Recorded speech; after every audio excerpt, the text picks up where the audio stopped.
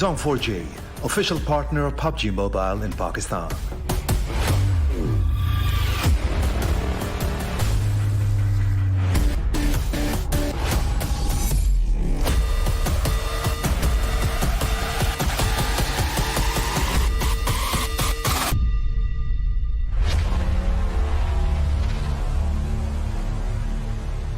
PUBG Mobile का real मजा सिर्फ Zone 4G पर. Let's get digital.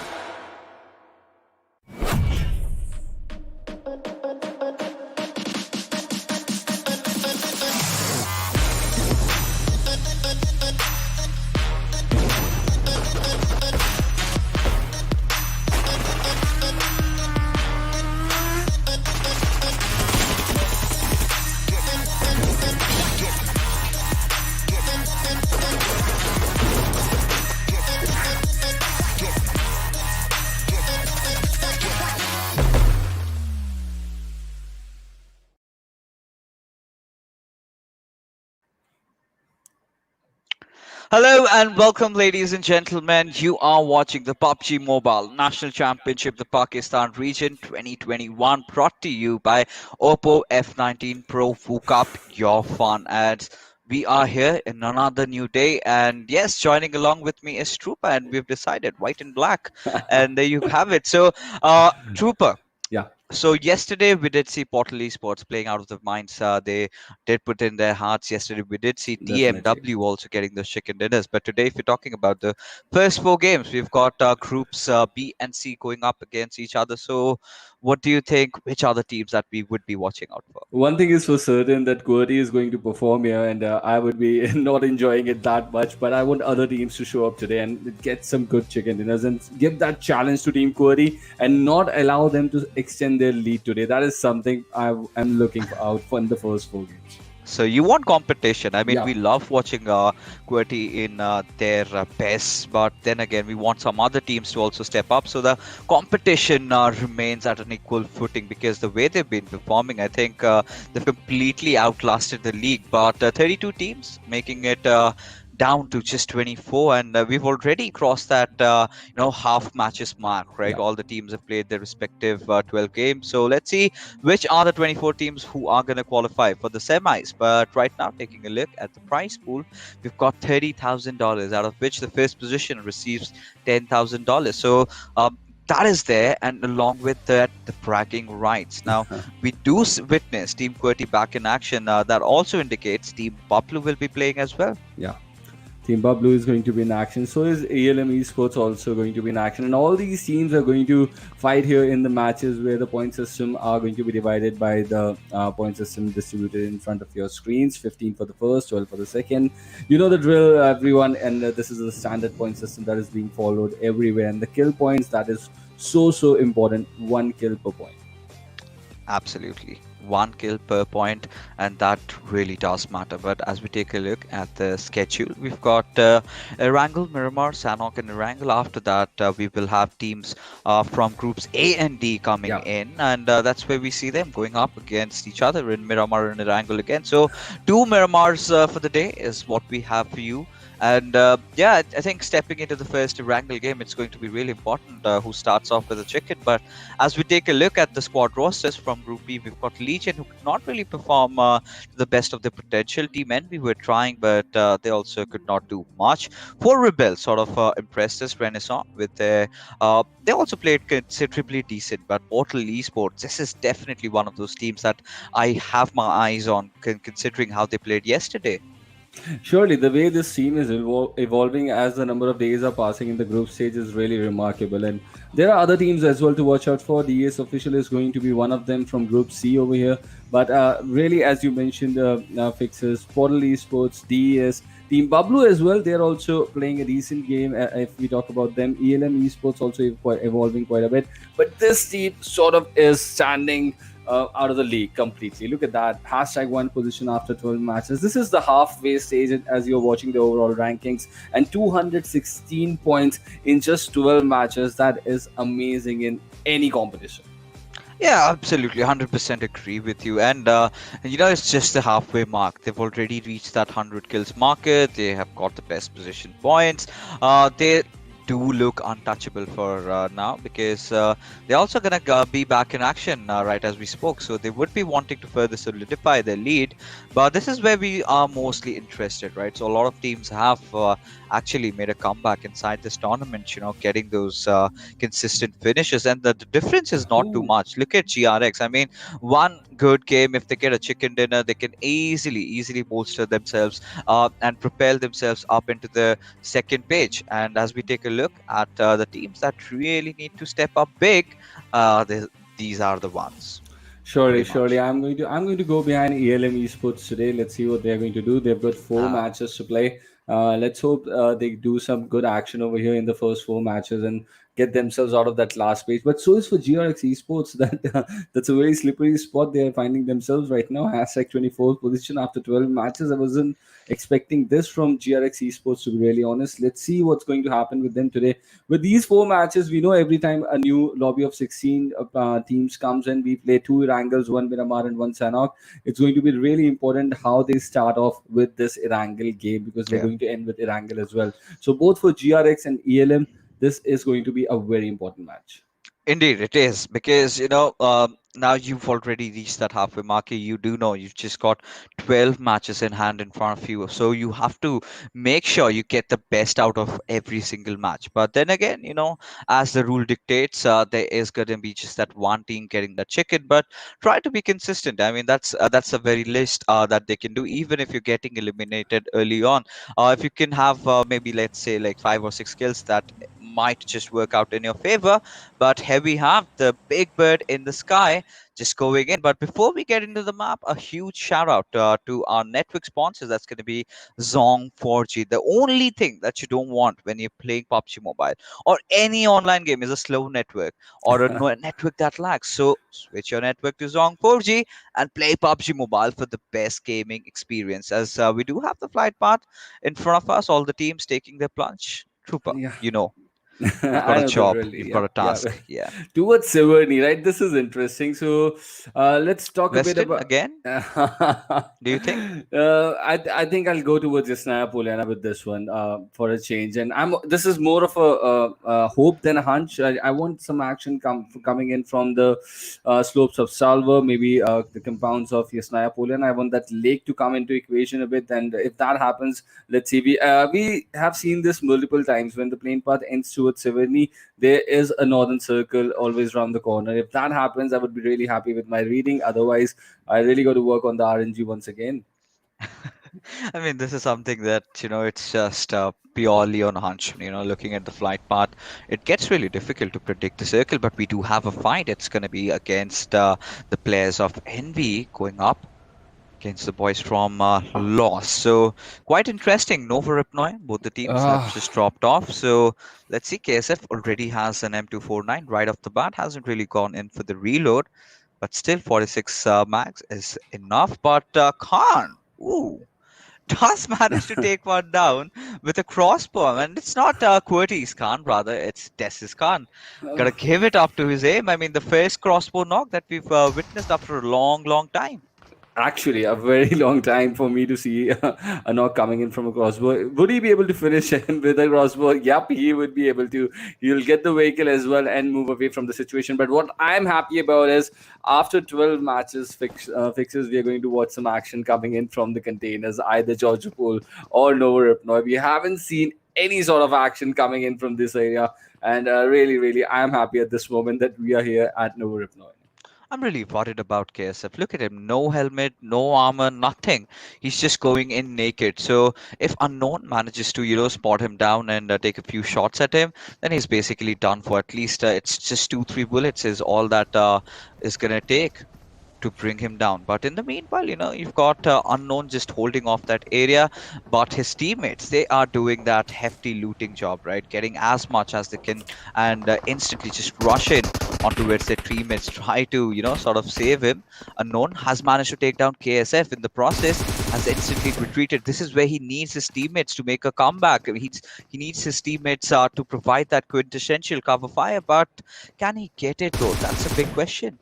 That's a really, really difficult situation. And Lost Esports, multiple players holding up the angles and giving up the cover fire as well. And this is not looking good for Envy at this point. Let's see if they're going to regroup and get that revive on. It's a very important position that the guy in the double story building is holding up. And really nice that the support is in coming from the fourth lad as well. They are sticking together, playing together as a team. And that is exactly what you want in such situations. So this is something to look out for all the teams that are witnessing this action right now, or they would witness it later. Ooh, Absol would go down to that molly, and things are going to get difficult for Loss for Team NB. Once again, he's going to get eliminated. Now these three players, look at the kind of aggression coming in from these lads. Thanks to the molly, there is another player who's going down. That is Ivy inside, and he was taken down by that M416 from Masad. But this action coming in, look at the amount of they have eliminated Team Envy back to back here. Look at that. Fixes.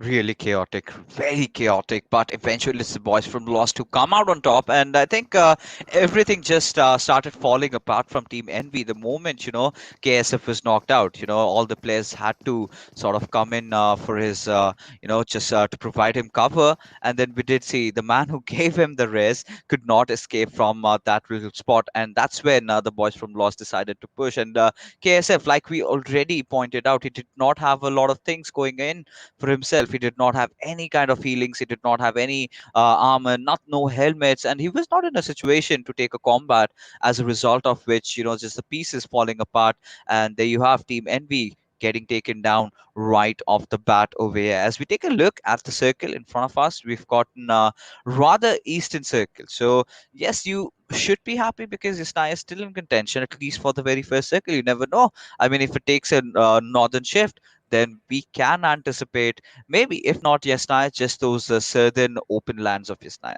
I was really surprised with the speed of the elimination of the entire squad. To be honest, Team Envy, they were definitely Team Envy got two knocks over there on Lost Esports, but the gameplay that was executed by the other two lads was amazing. It was sheer confidence playing in action over there, and the way they have just picked up knock after knock in that fight against Envy, really, their confidence would be really, really high at this point. Yeah, it certainly should be. And I think, well, the boys from Lost did need that, right? Just getting off, getting those 4 points, very important, very crucial, and taking down one of those teams, because we've just got 14 teams in the lobby, and 15 teams that participated. Of course, Raindrop is no more going to be there in this tournament, and many more tournaments to come in the future, as they've been banned. They have been disqualified, for using unfair methods. But right now, you've got Portal Esports. Now, this is the team of the hour. This is a team I'm really looking out for, and I really want to see that clash between Portal going up against the likes of Puerty or maybe Team Bablu. Yeah, that is going to happen some way or the other. That instance is going to happen when Portal comes up against teams like Team Bablu. We have seen Team Bablu win some exciting fights already inside the first 12 matches that we have witnessed. But honestly, I would be expecting a little more from Team Bablu with the kind of the stories I've heard about them, the way they capitalize the lobbies inside the Pakistani region. I was really excited and was expecting a bit more coming in from Bablu. Definitely, they are going to deliver, and I really hope they get into their grooves by the time semi-final stage or the final stage even comes. Yeah, I think they would eventually. They are just getting there. I think one of those major problems with Team Bablu is the positioning during the fights. If they sort of work on that, because I've really seen them making those small little mistakes time and again, right? Just sticking with each other. Try to, create a gap. Try to play a 2-2 split. Try to, be apart from each other. The nading is good. Dean Wolf is in a very good form right now. He's feeling hot, and he's been connecting all those shots. So, try to have your games around him, but look at Nocto just passing by, and Malik does spot him out and takes him down instantly. So Portal Esports not off to a good start. Oh, definitely losing out a player quite early inside this game. That is not what they were wanting. And let's see how the other lads are going to perform. We have Joker here right on our screen. This is the ridge just towards the northern side of that Novo Bridge now. So, where are his teammates? That is what I'm concerned about. Are all three present over here, or there's a play in a split situation? That is something that Portal Esports really does not require at this point, because clearly they have been spotted. The utilities are being exploited upon them. But look at where Insane is. He's so far away. Is he inside the city of Milta already? Uh, Gonna see. I actually want to take a look if I can, look at the mini map. But right now, insane. His position still not revealed. Nobody knows exactly where he is. But NFPxTact, they've not had a rather comfortable start. They've lost out on one of those players, so that's not gonna just work out in their favor. But we've got Asim taking a few shots, and Portal Esports will somehow manage to just escape, but still, Joker getting a few shots on towards him, and like you predicted, yeah, Insane does have that warehouse control for himself. As the first circle is going to take that shrink, and we are going to witness where the next zone forms and who does have a better position inside of it. So this is a kind of circle we have already witnessed, yeah, and even this shift in this sort of a circle we have already witnessed. So they send it towards the farm circle, right? So let's see if once again a similar sort of circle appears in this RNG, or we get a different shift in the upcoming circles over here. But clearly, the last time we played this sort of a circle, it ended towards farm, where there was some good action and a lot of compounds were there inside the final circles that the team were utilizing quite well. And it was not a 1v3, remember, it was a 1v2. We were that Miracle did over the farm area over there.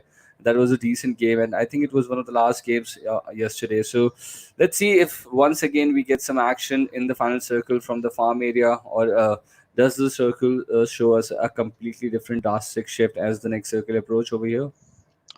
Well, I mean, this is interesting. I mean, I think potato hills are going to be really important if you have the Yeah. control, and that is exactly Team Buffalo have read the situation pretty well, anticipating the circle to be making a move over there. You've got Legion, and I think I had come in with big hopes yesterday, but I was Yep. sort of disappointed with how they came out, especially from Thor and Dead Blair, because I think it was just that one night show we sort of got to witness from these lads, and after that. They've sort of fizzled out. Certainly, but let's hope that they find the same rhythm as they did on the second or the third day of the tournament as well. So we've got a long tournament to go. This is just the day number 5, and we've got day 6, day 7, day 8 to go only inside the group stages. So there are a lot of matches that all these players still have got to play, and not only that, they also got to size their opponents as well, because you got to keep reading where are the other teams dropping, where are your options available, because certainly when the 24 teams are going to be out there, a lot of options are going to open up for these teams, and and a lot of homework is needed to be done, a lot of chart work is needed to be done, so you can actually calculate what sort of rotations and what sort of drop locations can also be available for you.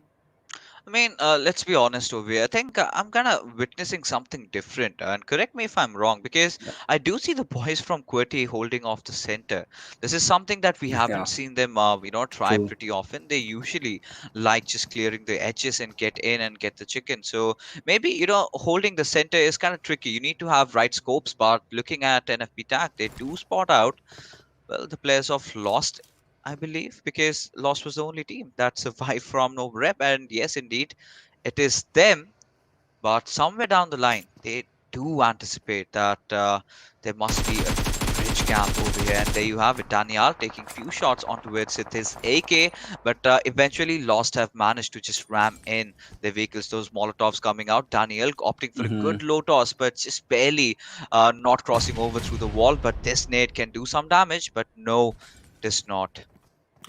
Let's see what is going to happen over here. Where are our teammates from Daniel? Look at that, the amount of distance they have on the split. You do not engage an entire squad when you have enemies at this far away from you. And Daniel is clearly in a disadvantaged situation right now. I don't know what he was exactly thinking, trying to engage the opposition from here. Rather, he had a better option of just he could have just stayed there pretty quietly, and if he had been over if by chance Lost Esports had somehow gone past the petrol station and his other teammates could have sort of engaged them inside a fight, then he had a very good position to sort of surprise them and get some important knocks into that fight. But now he's clearly outnumbered. He's going to utilize all his utilities and just hope that somehow Lost Esports does not get his location or does not land a nade or something right at where he's standing right now. If he gets knocked, there's absolutely no help possible. But now is the time, and it's a substantial amount of time that has passed by when the other lads of NF NFP have closed in. So if they get away with this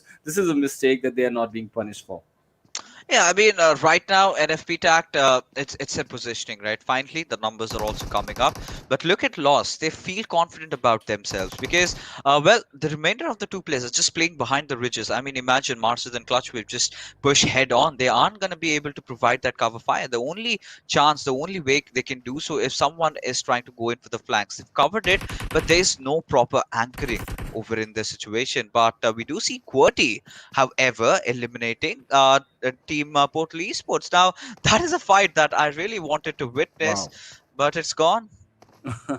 You predicted that sort of a fight for Portal Esports, right? Either with QWERTY or Team Bublu, and you got that, but you could not see that. But Portal Esports eliminated from the game. QWERTY already have some good points. So clearly, the strategy for holding on to the center is working for QWERTY as well. Which strategy isn't? That is my question for now. But let's see. Pasa with that M249 trying to get in there. Finally gets a knock on Daniel. So one of the lad for NFPxTact is down now, and the other lad is sort of engraved, encircled, and this is not looking a good situation for the lads of NFPxTact. Now, Loss Esports believe he's going to be in a 1v1 situation. He's already down to half HP. This is going to be an important altercation, and this really needs to go NFPxTact's way. If they lose even this one, they seriously got some concerns over there. They certainly do. And I think by the looks of it, Payne did want to make a run to try and save his teammates, but Believe will have himself patched up. But no, looks at the wrong direction as Payne is just going to spray him down and finish him off. And this is where I was sort of wondering, what are the other players doing? So not really being able to make it in time, because I believe, that one little lad, he got so much time for his teammates that they could have actually come in to help, and believe he does not believe in his teammates anymore.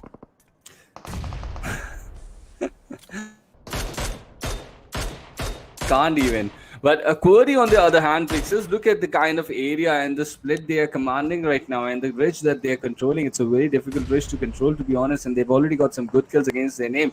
Now with DS Official just lurking down the corner, it certainly can go anyway, but if it goes QWERTY's way, this is just the start of day number 3. I believe the way they were capitalizing on the matches is exactly what they have started to do here already, but that doesn't make me happy, really happy, to be honest. It does make you happy, I know that for sure, but DS Official, they really had a good chance to make a difference in today's starting game. We told you guys that it was a very important game for DS Official and teams like ELM Esports as well, but clearly they have missed out on the trick over here. They certainly have. Now, Eliminate, they still do have a fighting chance, but in this current fight, going up against the boys from Renaissance, this is sort of an even gunfight over here, and the last player, Tabby, does get taken down. We're leaving Eliminate with just that one kill, but apparently they did manage to get that squad wiped out. But QWERTY off to another big start. Already 5 kills to their name, and having the center of the circle. I think they're having that perfect first game up until now. Let's see. That is the perfect first game. They almost all the games I consider at this point, to be really honest. But Bablu had made it to the center of this fourth zone, so that is also a good position to be in at this point. I really hope they get some sort of a concrete cover to play with, because with 12 teams just lurking around that kind of a circle, and the kind of position and the kind of area where this circle is concentrated, it's going to be really difficult for any team to hold on to the center position without a concrete cover. So it's going to be interesting for Team Bablu as well. We'll find out pretty soon where they are. They're getting some kills for themselves. They've just decimated a vehicle in getting one kill, but we have other teams in action as well. That big warehouse that used to be a green warehouse. Yeah. So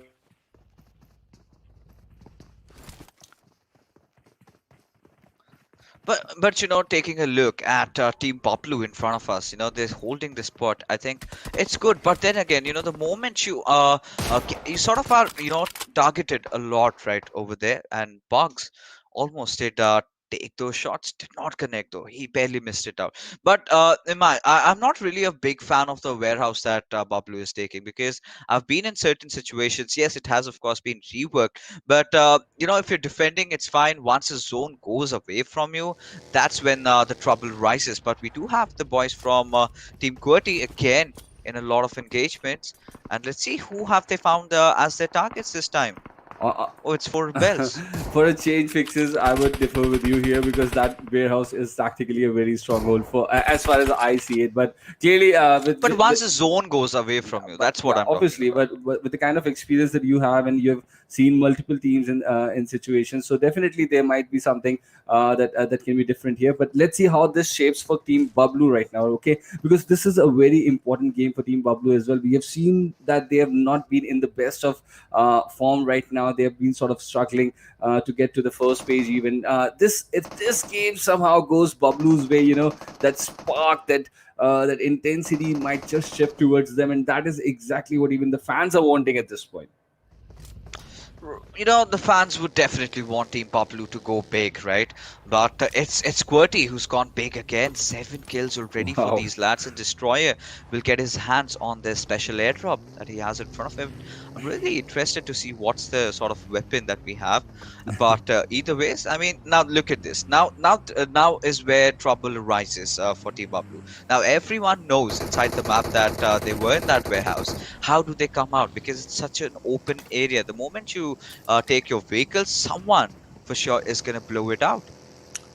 Clearly fixes that is going to be the situation, but I'm sort of disappointed at this, right? Because I had this word with some of the other talents as well. I had some words with the other talents on our panel as well, and they were like, QWERTY is going to win in Pakistan. And coming into the tournament, I was like, let's see if that is going to be the thing or not. But it's clearly QWERTY's game out here. They are just winning every single battle they're entering. They're winning every single game that they're going to the final circles to.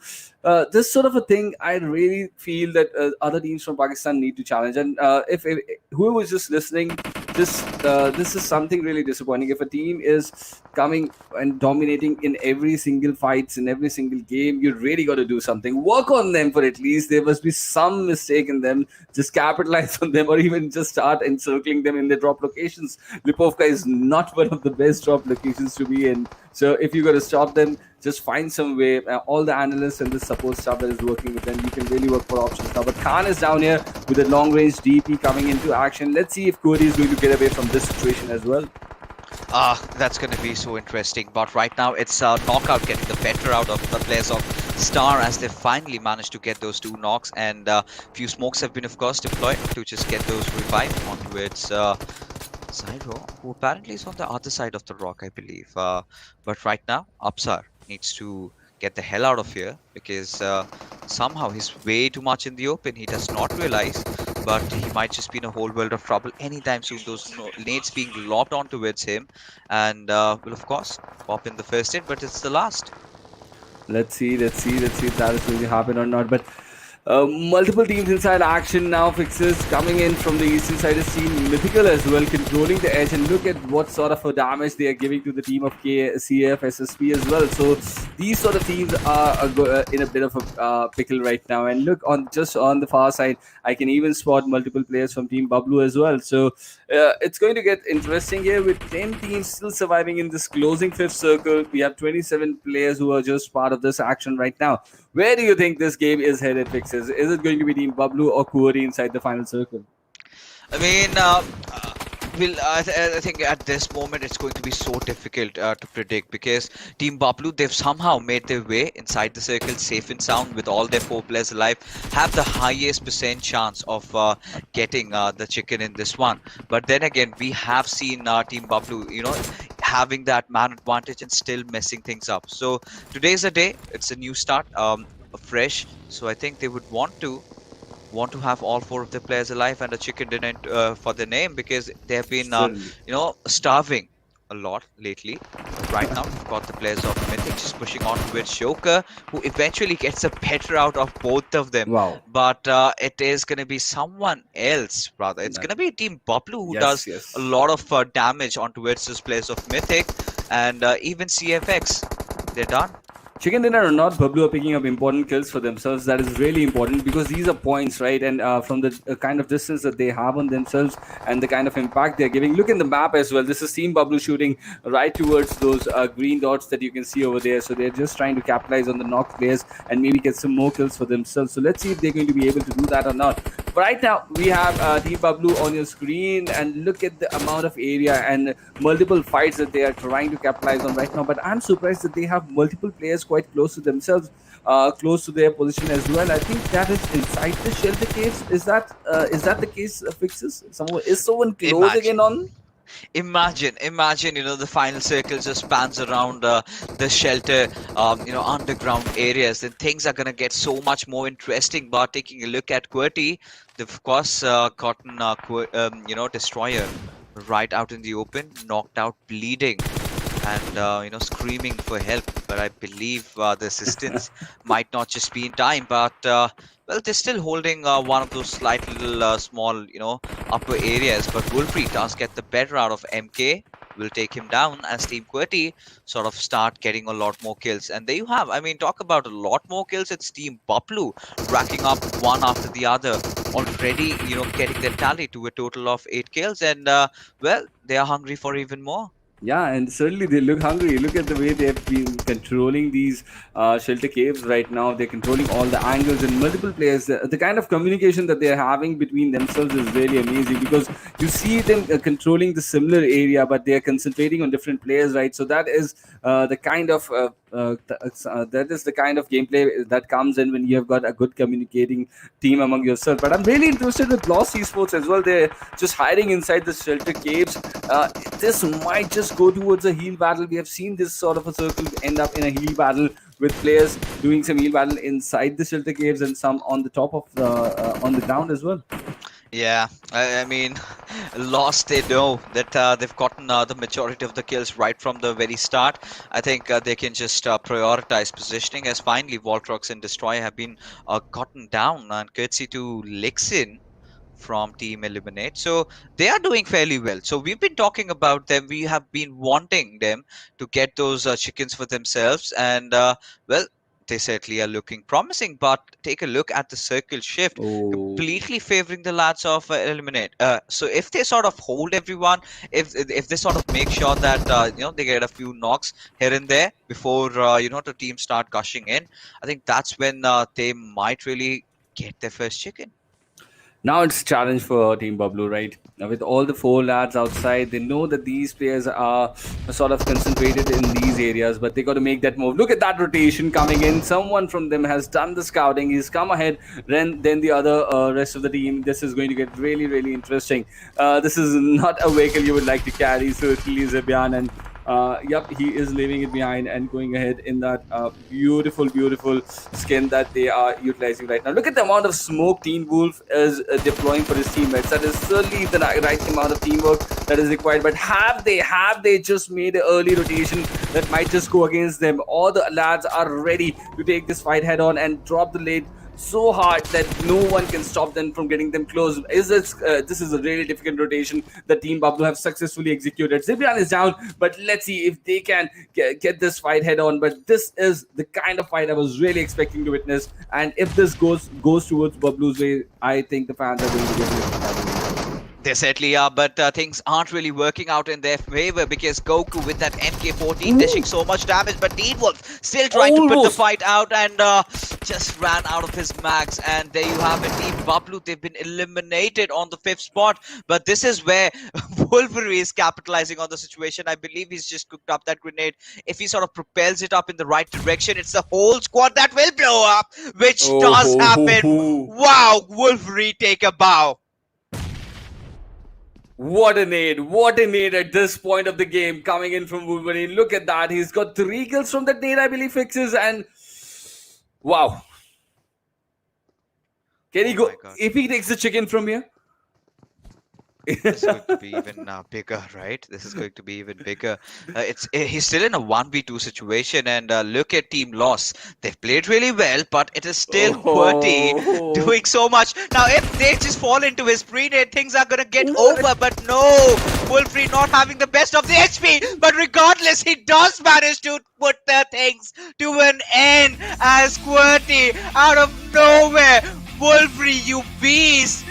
Getting that chicken dinner, shotting everyone down.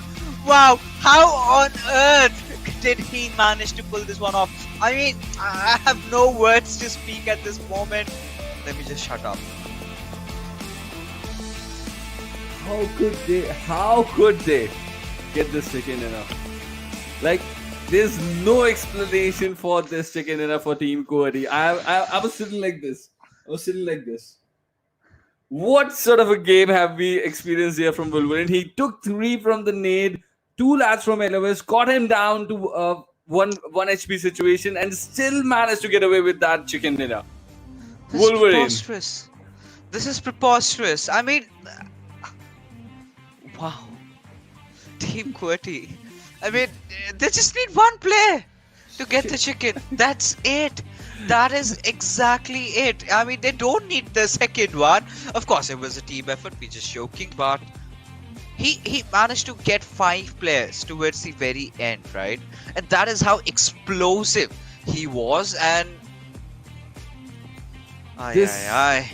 this team is a chicken dinner magnet, my friend, and they're going to squeeze in a chicken dinner if you give them the opportunity. So just make sure you kill them as early as possible. Make sure you do not allow Team QWERTY inside the final circle, because this is what even one lad can do. Look at what Wolverine has pulled off here. 6 kills for himself, and I think he got 5 of them in the final circle. He just entered the final circle with just 1 kill over there.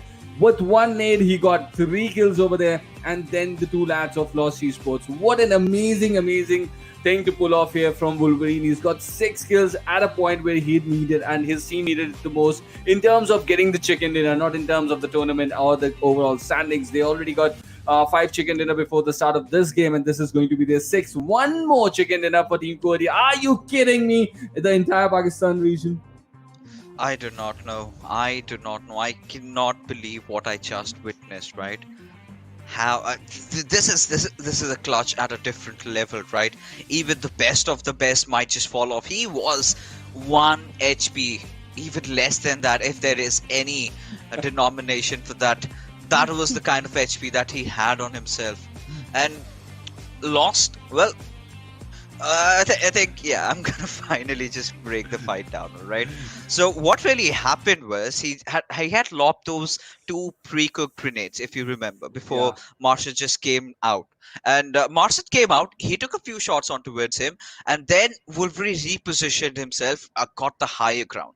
And that is where he had the upper advantage and just went in directly on his head. Boom, boom, boom. And the same moment, I think the nade exploded, or maybe it's the zone damage. I think we would get a even better look on towards it once we have the Oppo F19 Pro moments. I think it was the nade. Maybe, because should have been, because he just instantly melted. He certainly did not have a clear shot on him, so it was not through the gun, and the zone was also quite far away, so it had to be the nade or the molly if he had planted one. But I saw him put in 2 nades over there, so that was clearly the nade, and with the timer on the nade we have of the 6 seconds, that is exactly what came into play over there, and that final player went down to that nade. So it was an amazing thing to pull off here, Fixers, and I wasn't expecting this, to be really honest. In fact, somewhere where Team Pubg was trying to make that rotation, in my equations, I had Wolverine out of the equation. This is it. Sorry to cut you off, but this is it.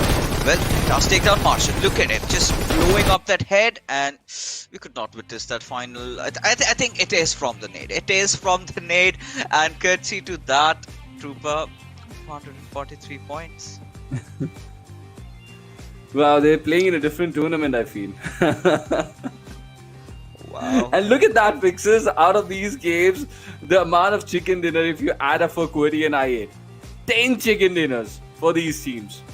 Wow. Completely. Just, shunning down the competition. Right? He was just that one player surviving. When 5 teams were there, he was a solo survivor because Voltrex and Destroyer had been taken down. It was just him. He waited for the right opportunistic moment. He let those fights happen. Did capitalize on the situation where Eliminate were sort of going up against the lads of Bablu. They wiped them out. They were going in for the revive. He knew that they were in that spot, and they had to be. There was no other way around, right? You need to pull in those panic revives. You know that there are people down the shelter, so that was not an optionality. So it was a brilliant display of skills and of course game sense. Game sense, I would say, even mattered more over there, and in terms of their mechanical gameplay also, they were phenomenal. Really they were, and there's no two thoughts about it. The way they have been playing, it's really remarkable. And 6 chicken dinners out of 13 matches is not easy to do, even in an easy lobby. And this is PUBG Mobile National Championship Pakistan, right? So what they are doing certainly demands a lot of respect coming in, and I'm really impressed by the way, because just one lad out there and getting 3 kills with a nade and then decimating 2 lads from the other team after just seconds after that, the kind of gameplay that and the kind of agility these lads are showing, wow, it's amazing. It's amazing, and I really want, whenever they get the chance the next time to play on the South Asia level, I really hope this sort of a performance comes in there as well. Yeah, absolutely. I mean, I'm dying to just get into the finals, just far time travel in to the finals, maybe even the later stages that come. But Team QWERTY, take a bow. How on earth did they do that? But that being said, ladies and gentlemen, we are going to be going for a short little break, because coming right after is the second game that's going to be in Miramar.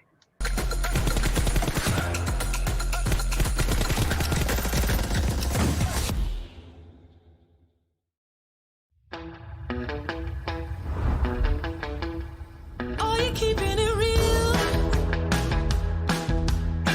I'm calling shotgun, wanna see my baby run. Oh, what's the word on the sea? Kicking up the dust, if you know what I mean. You got a good thing going. You got a good thing going on. Zone 4J, official partner of PUBG Mobile in Pakistan.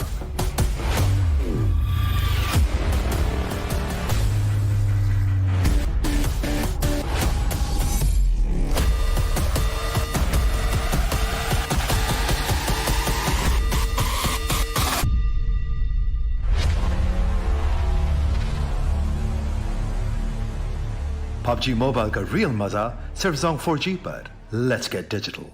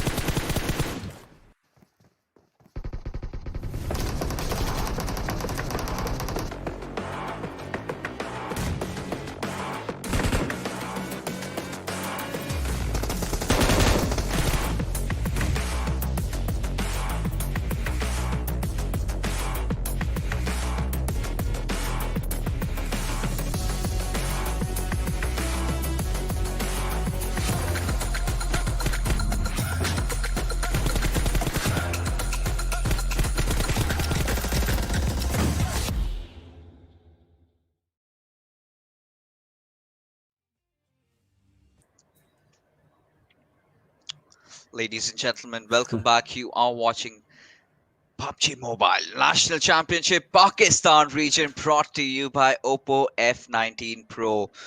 Boy, oh boy, I'm still out of words, Trooper, right now. I mean, Miramar is our second game, and we're just gonna dive in because Yeah, what we really witnessed from QWERTY right now, I'm done.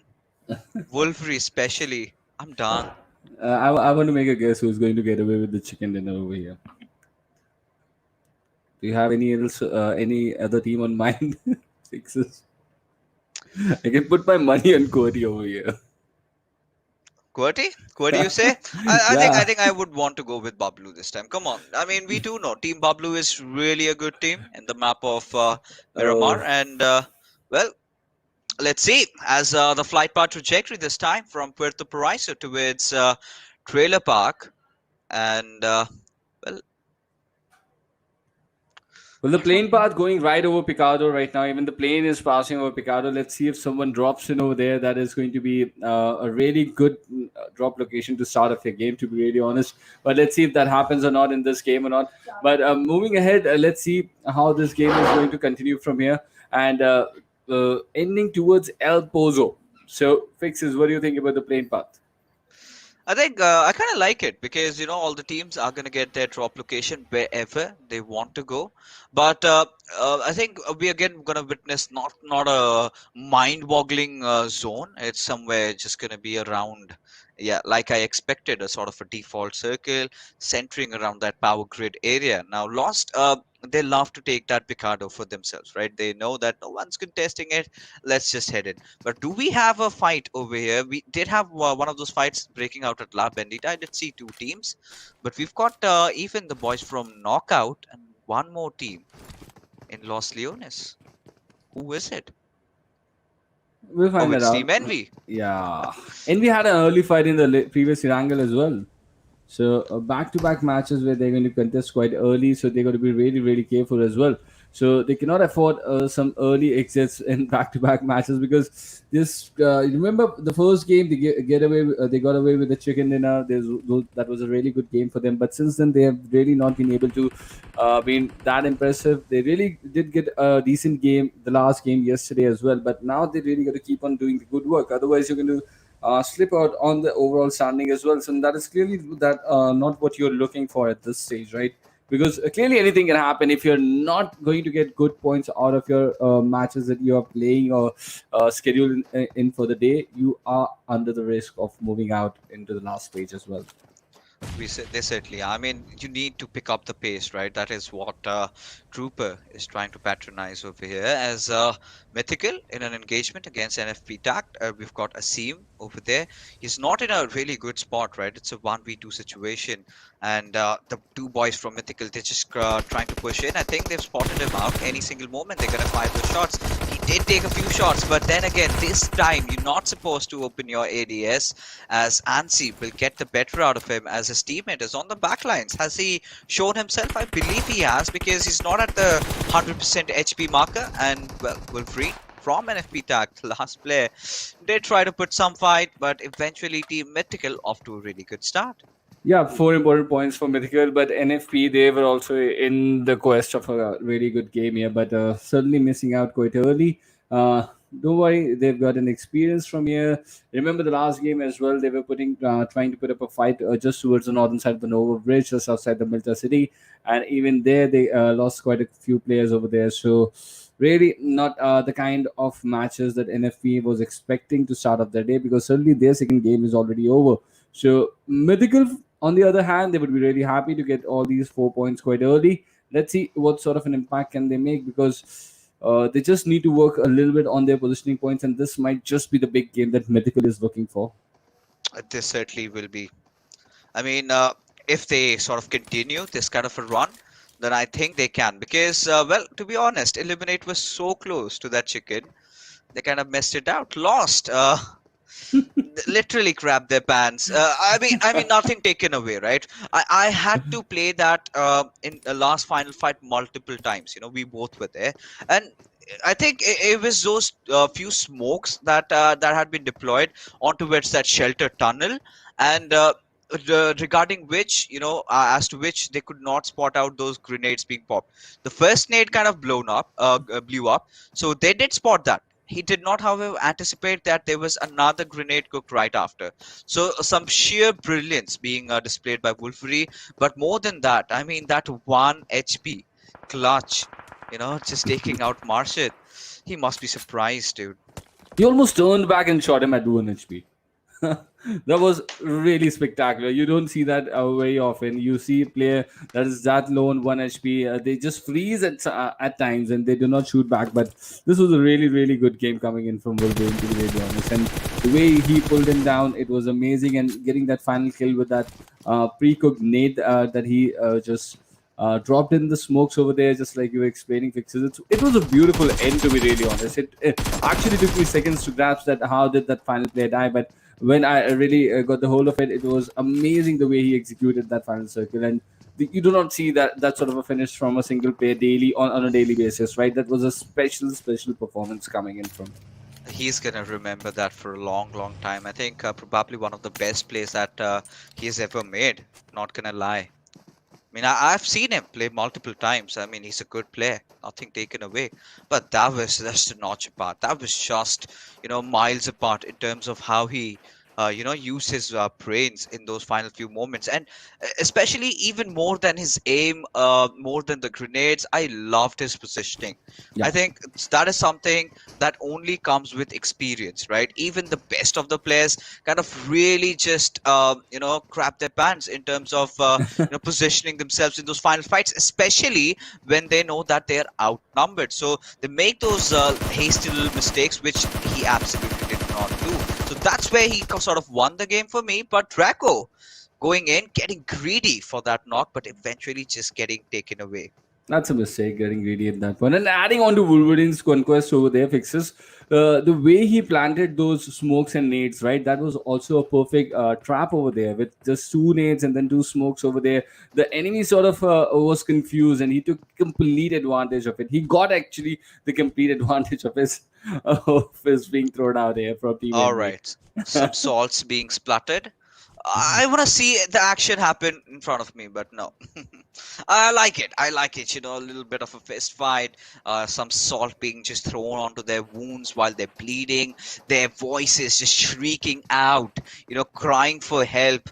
But, that gives you that sadist satisfaction, right? But now we've got FourRebels going up against Bottle, and King has already been taken down, as this time Mom 2 is just holding on towards his flanks, as Miracle and Kami are the Come two on, players Miracle. holding down this building. Any single moment they are going to be pushed upon. What do you think, Vixers? Who's going down? We have Miracle inside the action already. We have seen him do some amazing work yesterday. Can you repeat it? Or is he going to go down? He's going to go down to Joker's nade. He's going to go down. He's just been casted cursed over here. Let's see if his teammate can hold on. That's a very difficult situation to hold on, to be really honest. Cannot make a lot of impact. And Portal Esports are going away with this fight. The kind of utility usage that is coming in is really impressive from Portal Esports. They've got one with the nade and the other with the molly over here. I mean, in this particular fight, the best part was this is a perfect textbook example of how to push compounds as a squad, right? Every squad member sort of split into different directions. They all had their utilities just being thrown through those little crevices of those windows, and it connected. Eventually, few did miss, but you only have a few angles that you can hold, right? So as a result of which they did not really have to do much, and that's the kind of an advantage you get when you're playing the third person perspective mode. But now we've got Hunter getting the better out of the few other players over there. But right now it is Portal Esports having secured those 3 kills, and the last player, he's made a run for his life. And they're hunting for him in pack, and that is really, really amazing. They're not taking any chances. They've taken the majority of his teammates out, and there's just might be with one last guy remaining. And the way they are going after him is really, really amazing. They don't want to risk losing a player in this hunt, and the kind of approach coming in from Portal Esports is a really professional approach, and I really like the way they've gone into this fight after after completing those 2 kills with the utilities, and that was also a very safe bet that they placed on the two lads over there, because that fight could have gone either ways. We have seen what Miracle can do in the close range, right? He's a really, really gifted player in the close range. We've seen him get at least 2 kills yesterday in that fight over there. But the way they flushed him out using those nades and utilities, and the way they were moving after the last lad as well, searching him out, really find Portal Esports in a different kind of knack today. All right, the first airdrop of the game. It's an AUG, and I mean, I've had this conversation with a lot of other casters. What are your thoughts about that weapon? About the AG, Yeah, about dog. it's a decent. I just call it an all rounder in my head. You can use I it in mean, on if you have to choose between M4 or an AUG, what would you go M4 for? any day, man. M4. See, there you go. You're of that sort of an impression where you are like, all right, I like this weapon. This weapon is good and all that. And eventually, when you have to choose between, your true love and just a fling, you are going in for M4, right? That's pretty much every player's qualms, right? I hate to say this, Fixes, but M4 really needs a nerf. Yeah, it does. I mean, I have been one of those advocates. I've been crying about it. I mean, nerf M4 for Christ's sake, and they have done that. They've reduced the damage over the weapon. I know, yeah, but more. It needs to be nerfed more. I The think players are so good with M4. They've practiced and grinded so much with M4 that it really needs to be nerfed. I think the only way they can do is kind of just reduce the weapon stability, right? Kind of make that weapon just completely useless in those long mid-range situations. Give more of those ways, because other DMRs need to shine. You need to get M16 in, but we do have some fights breaking out. It is, of course, between Team Des and the boys from Lost. Yo, the boys from Lost once again in action over here. Let's see, and these are the two teams I was expecting today to get some good matches, and they're up against each other. What is Khan doing out here, hurting himself with his own molly?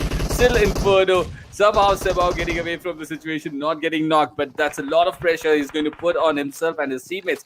Losing his health under these circumstances, let's see if he really gets that time before getting into the altercation to revive his health completely. Still lurking around that 30 HP mark, but his teammates are sort of engraved from multiple angles, but Believe goes down. This is a good opening that has been created. Now we have another corner to clear for Des Official. There's another nade that is being cooked. Let's see if this is going to be a really good nade. Yes, it is going to be. They've got the nade, but the trade is also in there. So one last lad from Lost Esports. He's just behind that vehicle over there. Let's see. He's got that knock over there. So amazing fight coming in from both the teams. They both are refusing to go down. We are down to a 1v1 situation between DS Official and Lost Esports. Clutch, this is the moment. Can you clutch this?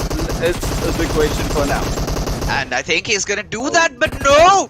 Rafe out of nowhere just taking him down, but Rafe does need to heal himself up. Does pop in that first aid as Hasni. He's gonna, just sneakily say, bro, revive me, revive me. But no, Unknown, deciding to just move around, but he might as well go in for the revive onto its clutch wave. This is where Rafe needs to go push in, does find him off, but Unknown, can he clutch it out? Yes, he does, but they indeed have lost out on clutch wave as Des Officials take an exit. Wow. Crowd shots coming in from both lads under Crux situation, and finally Unknown taking it in.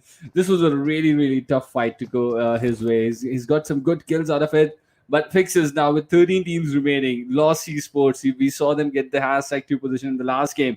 They would really want to maximize this opportunity over here. Do you fancy chances for Unknown to get some placement points over here?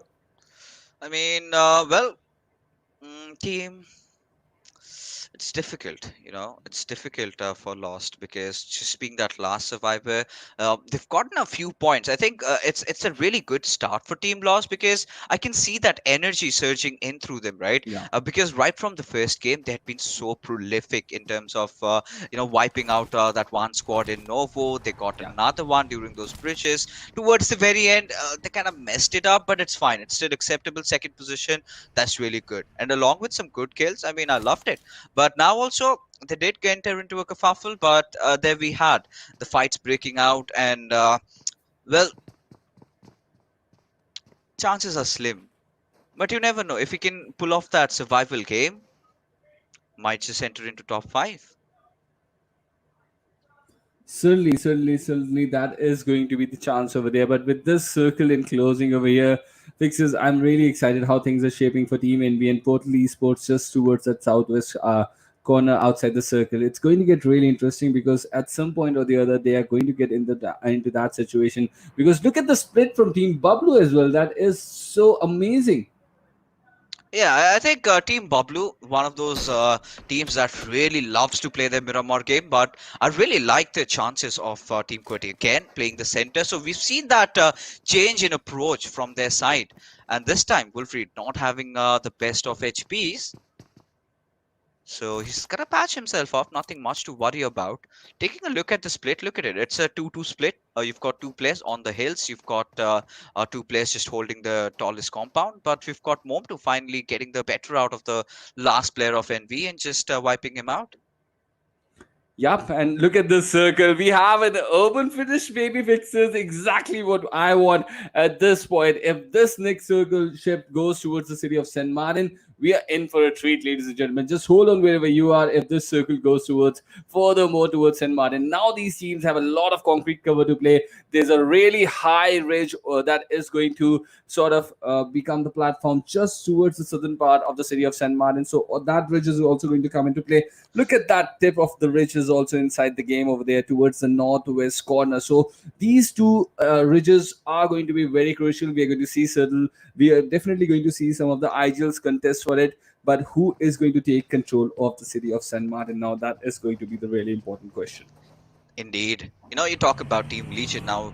The first game also did not go the way they're anticipated. Look at Kevlar. I mean, the way he's exposed himself, he's bound to be taking those taps from Daddy. And now just patching himself up a little bit, and he needs a better Kevlar right now. He needs a level 2 at least, because I really do not consider level 1 vest to be some sort of an armor. It's as if you're just wearing a normal vest, but Khan just blowing up Lixin, Wolfrey getting the better out of Ripper, and there you have Team QWERTY going on board. Yup, and ooh, look at that. Denied. The entry inside the city is barred. It's not allowed from this angle. And look at those kills coming in now. A lot of action is going to come in. But this last lad from ELM Goku, he's under some trouble right now with 3 lads of Kuwadi just closing on to him. He was able to give Wolverine a little bit of damage, but that is going to be his last fiasco inside this zone right now. And he's been eliminated from the game. ELM Esports in search of a good game, eliminated by Kuwadi. Kudos inside the city of San Martin. Yeah, right now taking a look at the players of CAF. I think this kind of circle just that has panned out, you know, heading towards San Martin. So kind of gives you that Los Leones vibes. But you've got those huge buildings which are really difficult to, you know, sort of break through. You need to be really precise on your grenades. But I believe Destroyer has spotted some movements, and I think they're going to be taking a few shots on towards the players of Team Blues, who have eventually, you know, taken control over those warehouses. Now, we've seen these circles pan out, right? We've seen curveballs being thrown off, and I will not really be surprised if the circle shift towards the southern side. Yeah, it certainly is going to be the thing to watch out for, because if it does, it's going to make things difficult for all these teams holding up just outside this corner, right? CAFXSSP, they've got some good neighbors controlling. That is Team Legion just lurking around on different floors right now, and Team Cody also in the background. So a lot of teams that are in a very good spot, but this next shift of the circle is going to be very critical. Yeah, indeed, it is going to be very critical. But as we take a look at Team Legion, right? Nothing much happening. It's just a waiting game, right? CAF, Legion, QWERTY, everyone sort of taking their time. But Portal Esports, they've got a different objective. They want to take control over these hills, and I think Star definitely poses as a threat to them. But no, the circle has shifted. I think it's gone towards the mainland.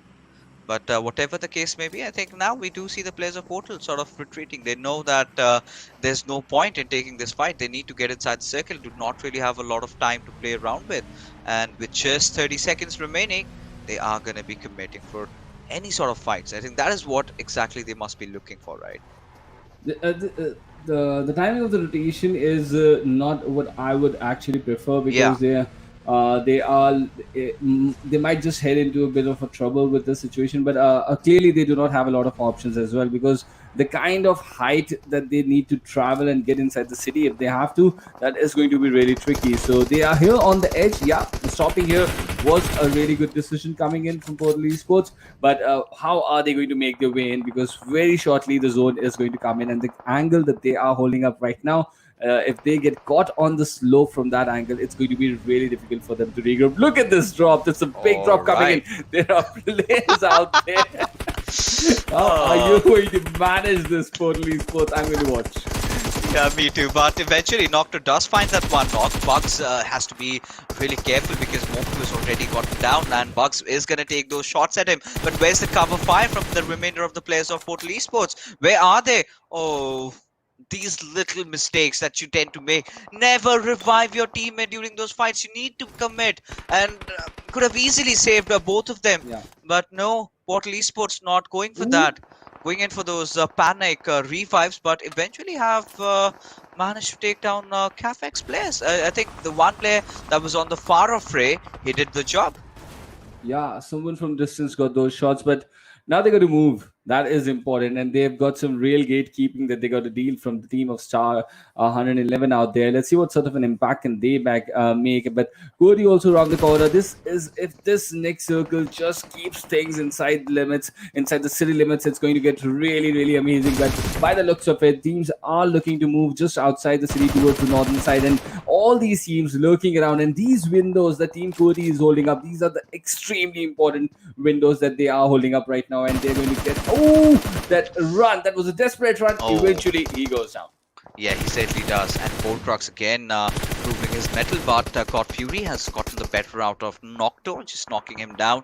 Zyrosh will, of course, secure the kill for his teammates, as Pikachu finally getting on board, does manage to take down Khan in the process. Now Team Baplu finally just opening up. And I think we've got to see more out of them. But considering how the circle has shifted away again. So this is what I was talking about, right? I was sort of wrong in terms of the circle shifting south and has eventually gotten away from the city. We have barely seen, those final few circles kind of Almost. ending inside the city. So every single time it kind of goes towards the peripheries of these particular areas. But Wolverine does get the better out of Insane. And again, Khan getting knocked out. Not the kind of an approach, not the kind of a fight that Team QWERTY would want to engage in. But Voltrox, if he throws one good grenade, might just do some heavy damage, but was exposed from another angle, as Pikachu is going to punish him for that.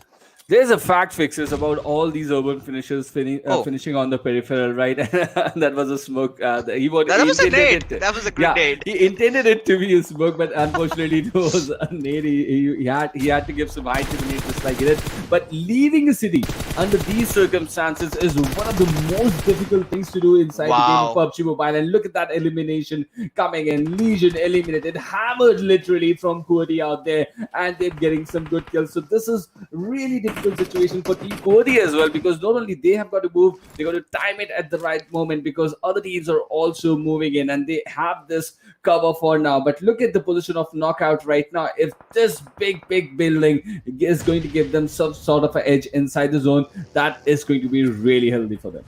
It is, of course. I mean, brilliant prediction, but I've got to commend the players of QWERTY. They've managed to get all four online. They were all knocked out. Wolverine just surviving with a sliver of HP. Take some heavy damage from Pikachu, as Khan and Voltrox won't be spared.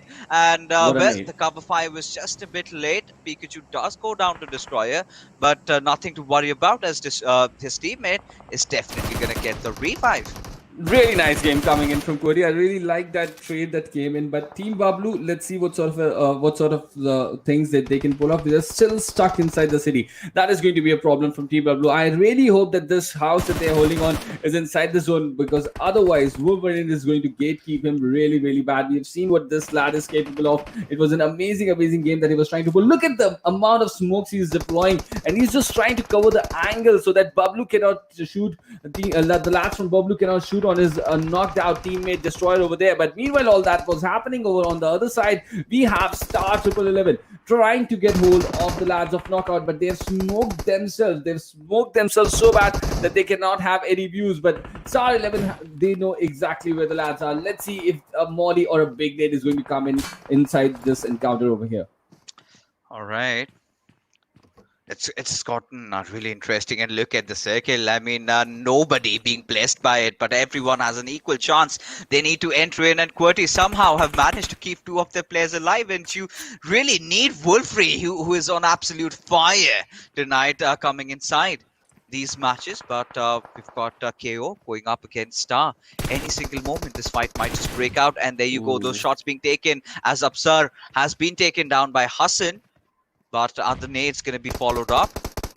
Well, let's see. As he takes a few more shots, just trying to get the kill as his teammates just sort of steps out. But Dani does have that concrete cover.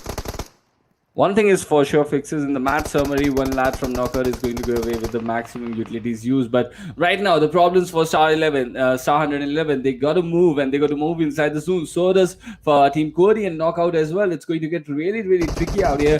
Look at the number of kills that Wolverine and Destroyer are sharing right now. 8 kills already among them, and they've already got 11 kills as a team. This is looking a very, very amazing score, to be honest. But with the man advantage towards Bablu's side, I think the audience is interested once again. And let's see how the fans are going to watch Team Bablu play this final circle. As we've seen QWERTY take away things really their way amazingly in the final circles. This is going to be the good challenge in front of Team Bablu to take away just 15 points from this encounter. Yeah, it's going to be so very interesting right now, considering how things are going up. You've got Khan getting one more knock onto the place of KO, as Zipian will find the better out of God Fury. Does take a lot of shots at him, but barely misses out eventually, but gets knocked out from elsewhere. It's going to be Destroyer coming in from the backlines. Team QWERTY finding themselves in action as Team Bablu are in a whole world of trouble, completely in a sandwich situation.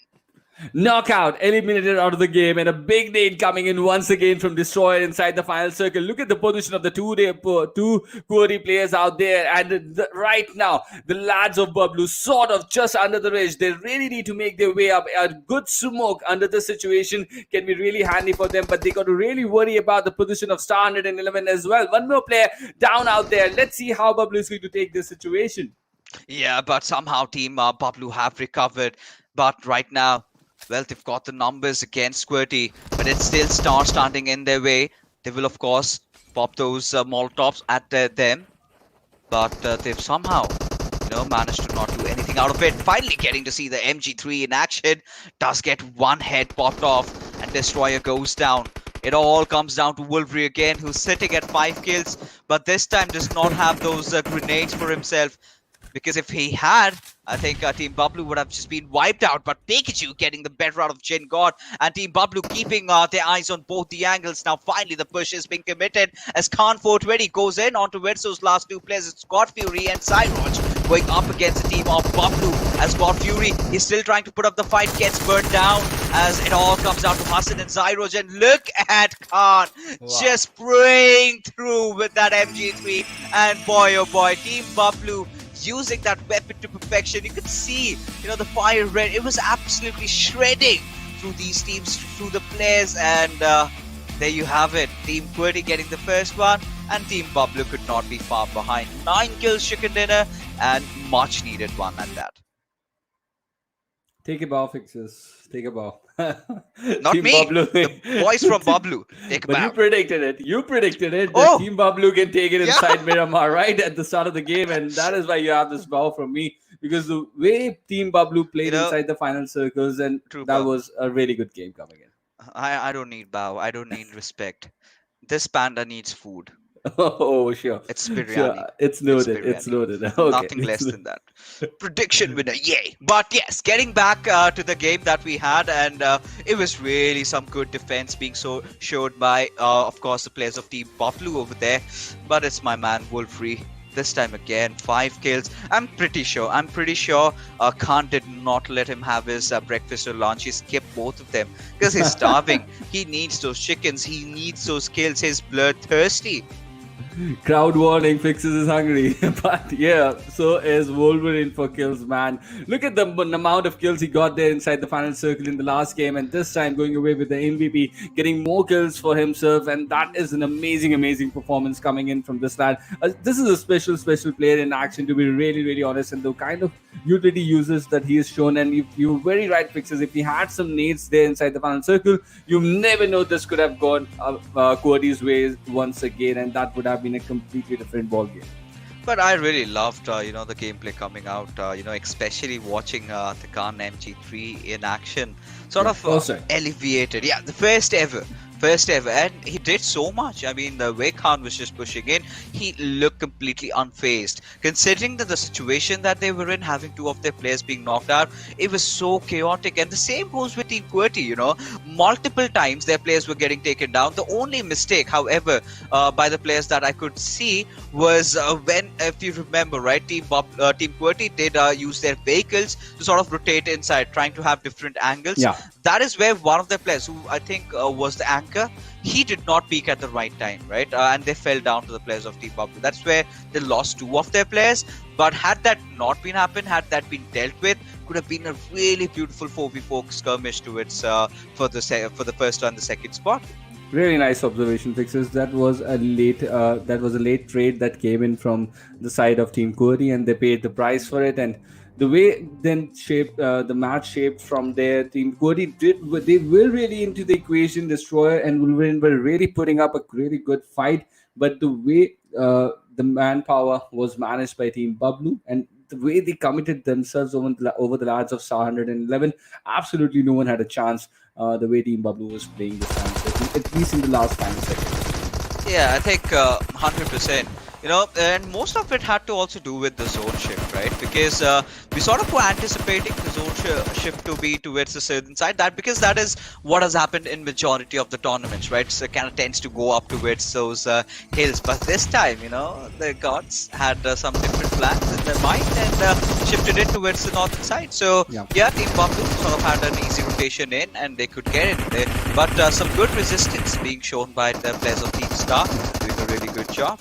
And it was really sad to lose Portal Esports through the course of the game, right? The way they were entering, I was really excited how they're going to get inside the city, but they lost a few players in that and trying to do so. But later on, the way they were tackled out here by multiple teams, even Team Legion did give them a substantial amount of problems, and after that, Team QWERTY also got some kills from them. So it was overall a very decent Miramar game, one of the best games from the entire group stage. I would say, but I'm really pumped up for the next two matches for this set of 16 teams. The way things are going, it's going to get really, really interesting. Who do you think fixes next game? I think it's going to be back not and a Miramar? No, because it's going to be back and forth, right? Team QWERTY getting one, then Bablu also responding, then again QWERTY coming in. I think that is the kind of a storyline that we're witnessing. I mean, yeah, somewhere, I've always been sort of redundant, not trying to, accept for a fact that when you just say, I do not want QWERTY, they've been getting a lot of chicken dinners. But then again, if they sort of pull off games like this, Trooper, I mean, they're literally owning the competition, and this time as well. I mean, not getting the chicken dinner, but they did get a lot of kills and a good position, making it to the top 3. What more can you ask from them? And Portal Esports, surprisingly, have gotten the second spot intact for them. They have just toppled over I8 because, of course, 2 matches extra played. I don't have a problem with this game, right? To be really honest, QWERTY died inside the final circle. It's okay. They played a good game. They deserve the points, and they're on top over there. But with back-to-back games, they're getting the chicken dinner. It really sends out a message to all the other teams. Do you not have the nerves to keep quiet inside the final circle and control the situation? And that is what my problem with QWERTY is. They're getting so many chicken dinners. I want those 15 points to go to someone else. Now this time it's gone to Bablu. I'm completely okay. Whatever QWERTY are doing, whatever points they're getting out of their real hard work, and I really appreciate it for them. Yeah, I think this is something really good coming in from Team Bablu, because we've been criticizing them a lot lately. Yeah. Because, I mean, they were not really playing bad, but then again, Team Bablu sort of resonates with the likes of, let's say, Team Soul from India, because they've been one of those oldest teams, been there, fan favorites, a lot of following out there. Everyone loves them, and they've impressed them. They've impressed everybody. They've proved their mettle. But then again, when you see them coming back into the national championship, this is where they should be shining. This is where they should be dominating, getting those chicken dinners. But Miramar had always been their forte, so they got this one as well. But then again, I would really want them to improvise more on their Erangel and Sanhok game, because you cannot just be a one-trick pony, right? You have got your Miramar game up. Might as well work on those small little mistakes that you make in Erangel and Sanhok, and you are definitely good to go. But that being said, ladies and gentlemen, we are going to be heading for a short little break, because coming right after is going to be some exciting action from Sanhok.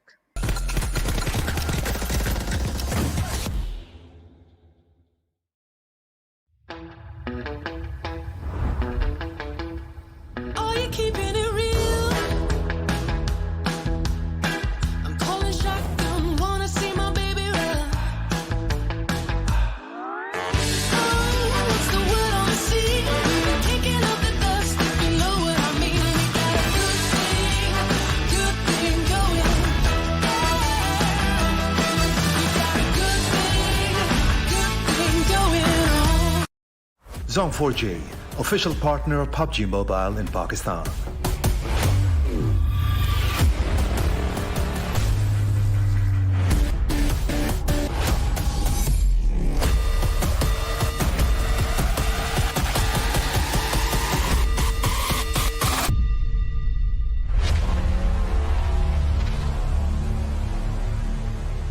PUBG Mobile का real मजा सिर्फ Zone 4G पर. Let's get digital.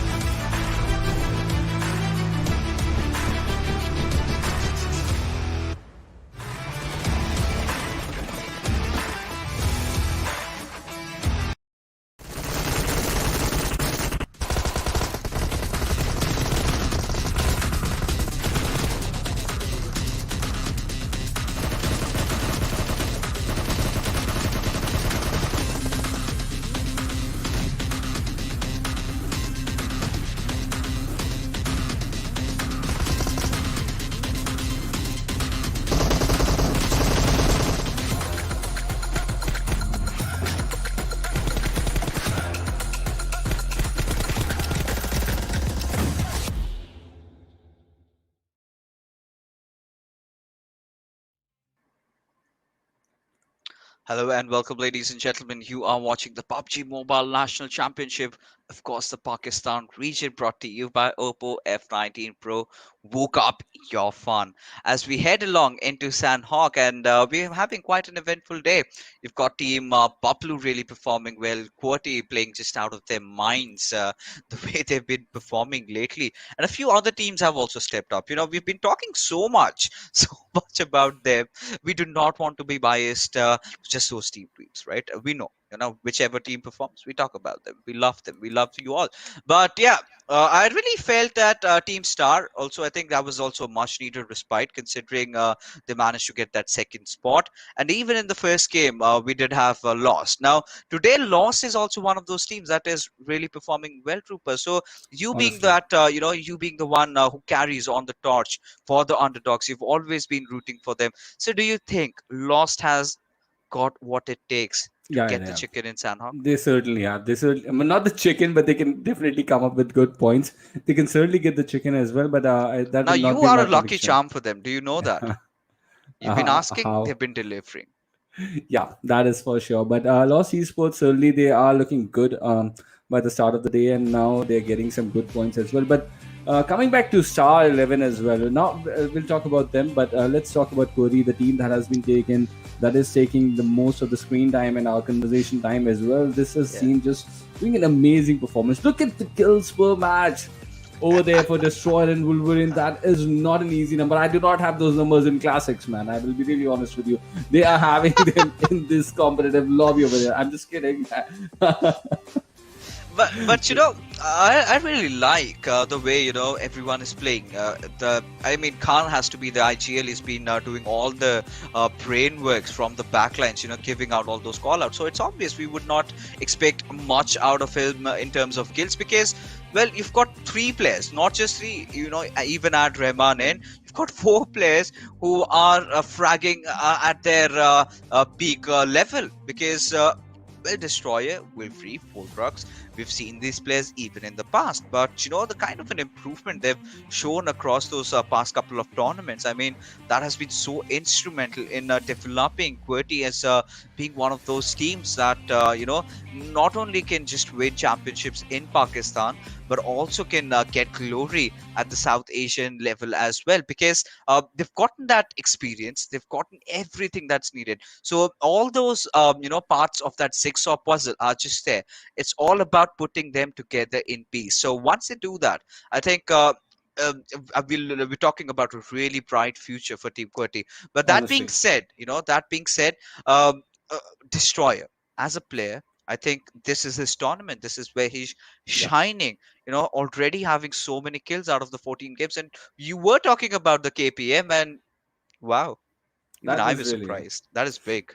That's a really good performance coming in, not only as a team wise, but individual performances are speaking for themselves as well. So I'm really excited how Kurti is going to do when we enter the later stages of the whole entire PMNC, not just the group stages. Definitely, they're going to qualify. There's no questions about that. They're going to be part of the finals as well. So it's going to be the interesting thing. How are they going to go away with the championship trophy? That is going to be something we're going to keep an eye on. And right now, we have a head to head between I8 and Team Bablu. These are the other two teams other than Query that have been looking to sort of make impact over in these games. And look at the amount of damage dealt and the damage received. Sort of very close numbers over there, but there's a big difference in the number of kills. Yeah, I think that has to be purely to be doing with those bad maps that Team Bablu have in terms of Erangel and Sanhok, right? Miramar Yeah, games have always been their strong suit, but that's it. You have to be all right. So, if not in Sanhok, but in Erangel, you really need to be because Sanhok is again a completely RNG based map. You have the best spots, you have the situations you're gonna win, but Erangel is something where they can really work out on the rotations. Like I have said, you know few pointers, of course, Team Pablo can take from Team Querity is the way they position their players in those fights, right? One of the biggest problems with Team Pablo, we've also discussed this today in the evening. All four of their players sort of stick together, right? Uh, there's not that distance. Imagine, one of those nades being popped over. Had Voltrix had those final few nades, had he just, I think it was Wolverine, had he popped him onto the players over there of Pablo, he could have gotten something. But no, that was not the case because. he did not have any. But if they had been in split, I think they And could have done even more better. Of course, they got the chicken, and I'm not questioning. But in terms of their Erangels games, multiple times I've seen them pushing together. That's a strat that really works out in Sanhok. But in Erangels, you really need to, sort of constantly keep the rotation going in. Not just stick to one position, always peek from different angles. Those are the few basics. And once they get a strong hold of it, I think Team Pablo would do just fine. I think Vixes, you would agree with me on this that they try to take difficult decisions inside the final circles. Team Bablu, they believe in themselves, that is clearly being showcased in the kind of decisions that they are taking. Remember that rotation in the final circle in Erangel, that was not an easy rotation to do. Just go on land, head on to a team that is holding up that cave, because they themselves were holding up a cave right seconds ago. They know how easy it is to hold up the TPP angle and stop any team to get to allow to get close to you. There were two smokes that they deploy. I really feel that they were fancying their chances, and it was a really difficult task to do. But look at on the other side of the coin, right? Lost Esports. They Yeah, went in through the cave. They went for a different sort of ball game completely. Even though they yeah. were short on numbers, they were forced to take that decision. That was always an option available to Team Blue, which they denied completely, just because of the confidence and the stature that they were carrying. You need to be like game ready and smart ready at the very point inside the final circle, and that is, I think, Team Pablo does not have to make those very harsh decisions upon themselves inside the final circle. Sometimes just the easy way can get them the right results as well. Yeah, the easy way can definitely some. Yeah, I think what you are touching upon, I completely understand. Maybe you sort of saying that they are overthinking in those areas, and in terms of they think too much, that when they need to make a decision, something else completely happens. And that's the beauty of battle royales, right? It's the unpredictability. But yes, I do agree with you. In those kind of situations, they kind of mess it up a little bit. But as we head into the Sanhok map that we have in front of us, ladies and gentlemen, we are gonna definitely, thank our beautiful sponsors.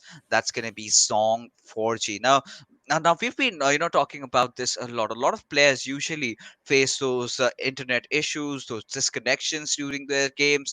But if you haven't, they've got specially routed the servers for this particular game. You're gonna experience a seamless performance while you're playing, and all you need to do is focus in the game. You do not have to worry about your internet markers going red, right? So yes, guys, if you haven't really checked it out, do check them out.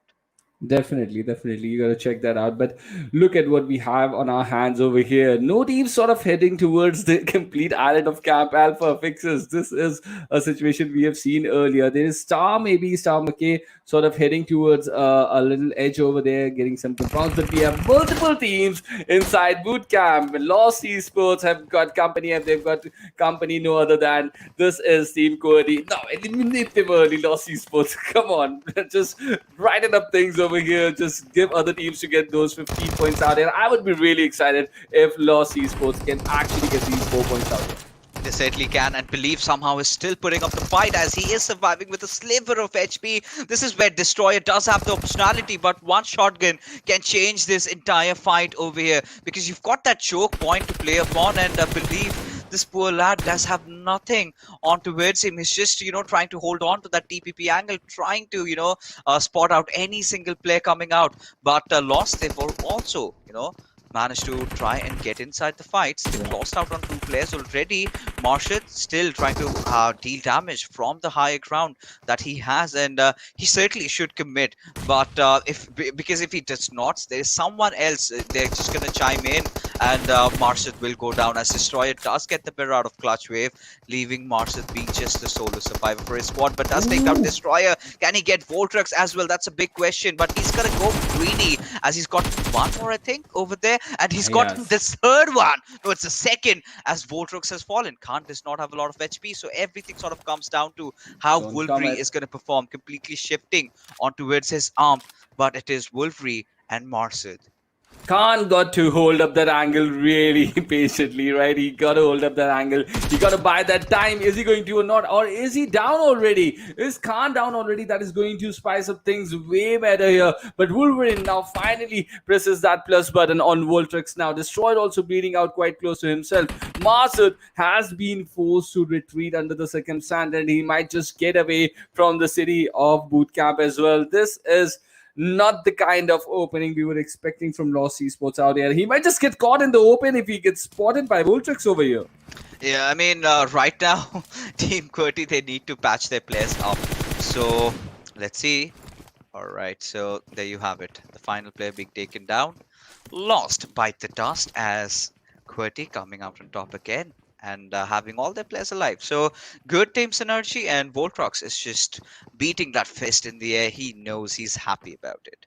Yeah, they're just happy, they're pumped, and they're sort of demanding respect with the gameplay out of here. To be really honest, they've just earned a few fans in the form of me as well. I'm just becoming a fan of this team, the kind of gameplay that this team is showing, and the kind of heart this team is showing, jumping into bootcamp, not losing a single player. And this is Lost Esports we're talking about in front of them, right? Pixels, we were talking if they can get the chicken. The answer is certainly here in front of us, but Lost Esports was certainly a team that was looking in rhythm. If a team is in one of their best gameplays, they are looking to get into the rhythm, and when they face QWERTY, they're not even able to get one complete kill. That is the story when you come in front of Team QWERTY, right? And I'm really impressed the way this team has been dominating over here. There's a reason why this team is getting these chicken dinners, and they're clearly showcasing it in back-to-back fights, which they are being a part of.